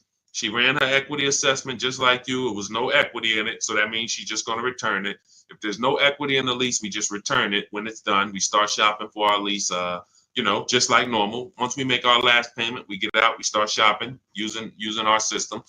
Now we get our offers. She gets offers on this Jeep Grand Cherokee Limited, and she said it was about 1.2%, which is a solid deal. I mean, 1.2%. Great value lease. But she said that the dealer who won the bid, who she was about to choose, said that she was coming out of a 1% lease that I had helped her get going back to 2021, right before the pandemic, maybe 2020. She was coming out of a 1% lease. So she was really trying to get back to a 1% lease, not go up to 1.2. So the dealer said, this other vehicle I have, this electric one, I could get you to 1% on that. So she asked in our group, because this is people who shop with Deshaun. If you want to shop with Deshaun, if you want to learn, depends on how you learn. Go to my same bio and you'll see buttons that says, see if you qualify, shop with Deshaun. But I do work with people who want to actually shop in a different way. Blueprint is for people who like blueprints. If you are a blueprint person, Deshaun, give me the blueprint. That is my Cars from Home book. It's the ultimate blueprint to below market deals. That's why I show all of these people who actually used it and wrote about it, and you can read the reviews on it. But when you see these Facebook posts, these are people who have been working with me and in my private program. But anyway, let's get to the point. She now says, should I take the 1% on the different vehicle? I said, you got to you have to reach out to all the dealers that emailed you about the original Jeep Grand Cherokee and now give them a shot, because now that guy might be offering you 1%, but you don't know, is that the best deal? Just because he was going to give you the best deal on the normal version, he beat everyone else. That does not mean he's giving you the best on this electric version. He could be using this as an opportunity to make a little more money on you. So she connects, sends out my scripts. We have this contact script, very simple to use, copy and paste. She sends it out on the electric version. The winning bid comes in at $579 a month, which ends up being a 0.88% lease. So yes, when we look at a 1% lease, we might say, hey, when you're asking, hey, this was a 1% lease, was that a good deal? Yes, it is a good deal. Yes, it is a steal. 1% is a steal. Does it mean 405 was not available on this vehicle? No. Does it mean 395 wasn't available on this $41,000 vehicle you got? No. And there's no way for us to know that unless you followed our process and you know there was no better offer than this offer. That's when you know. And that's all we care about. We want to guarantee we got the below market lease. We want to guarantee we saved all the money and got the below market discount on the purchase. We want to guarantee that on our used car that we're buying, we got the below market price. And that was the least expensive option within 100 miles of me, 150 miles of me. That's what we roll. And that's the Cars from Home system. So everything in this stream is sponsored in my new digital book. This is not, I don't wing it. And the beautiful thing about what you're going to do with Cars from Home is you're no longer going to be winging the process. This is the second most expensive purchase that many of you will make. And some of you who don't own a home, this is the most expensive purchase that you have made so far. And every single time you make a 5-figure decision on a car, you add these up and you can see I've made $100,000 in car buying transaction decisions over my lifetime. What is my process for getting below market deals? What is my process for not paying what everyone else is paying? You've winged it, but you're no longer going to wing it. This is a 7-step process. In the book, I have links where you can stay right on task. If you're on the lease path, you're not looking at new cars. You're not reading about purchasing used cars. If you're purchasing a used car, you're not using the system on leasing. You're not using the system on new cars. You're on the used car path. That's the way the book is. It's linked and it warps you to the areas so that you can stay on task and not be learning everything about leasing and buying and used cars and new cars and bidding. Or you don't need to learn all that. We just need a path for you that you can follow step by step to get to your below market deal. And that's the way the book is set up. So it's 5 stars. You can get your copy as part of my welcome offer to you for 75% off. It's normally $97, but for 30 minutes only, you get yours for $24. That's 75% off. It'll be in your inbox in 5 minutes, and you'll have everything for the rest of your life to use when it comes to leasing. If your spouse wants to buy, your child wants a used car, you can open this blueprint up at all times and use these strategies that you paid $24 for. Now, if you missed it and you didn't get there before the 30 minutes is went to zero, then you'd have all these strategies and you paid $97 for it. It's still a win. It's still going to be in the top 3, top 5 most valuable books you've ever owned to your bank account. That is the biggest thing. This book being valuable to your bank account. So go get your copy for 75% off. Click that picture of me in my TikTok bio. Click that picture of me on Instagram. Go to that website in my bio, and then you'll see the button that says 75% off welcome offer. YouTube, you have a comment in the, you have a comment for your 75% off in the comment section. Same thing on Facebook. Get there, use it. Make sure you send me all of your deals. Email me with your deals. Every time you make a deal, I want to see it. Deshaun, look at this deal. My biggest thing is seeing the money you are paying for these cars. I want you to be like all of these people who send their deals in. Look, this is what it's about. I don't want you just getting a car. We'll be excited about the car too, but I want you just as excited about the deal you got, because once you see below market deals and you see how different they are than market value deals, or God forbid above market value, you're going to see that you'll never go back. And then I just want you to send me, I want you to help me see what every below market deal look like. Right now, we know the below market deal on this Mercedes that Milligan got is $27,000 off. That sets the market. So if anybody got this same vehicle, the same vehicle that she got, and you didn't get $27,000 off, you overpaid. You know, we know Sean set the market on this on his F-150 Lightning. Some deals are, look, Kimberly set the market on this Maserati Greco that she got earlier this year. She said, look, it was $20,700 off. They gave her sitting at home, getting a bid, a brand new, never before owned. She's the first owner. She got $20,700 off. That's the market value of that vehicle at the time. If somebody got $10,000 off, they paid. That's an average deal. They overpaid by $10,700. So we get to set the market for these vehicles using these shop from home strategies, and that's what I want. I want you empowered. I want you guaranteeing that you save, that no one else paid less than you, and that's the empowerment. You do that right from home, right from your living room. So I will see you all on the next stream. Grab your book. I'll see you inside the book, and God bless you. Let's keep unlearning and relearning.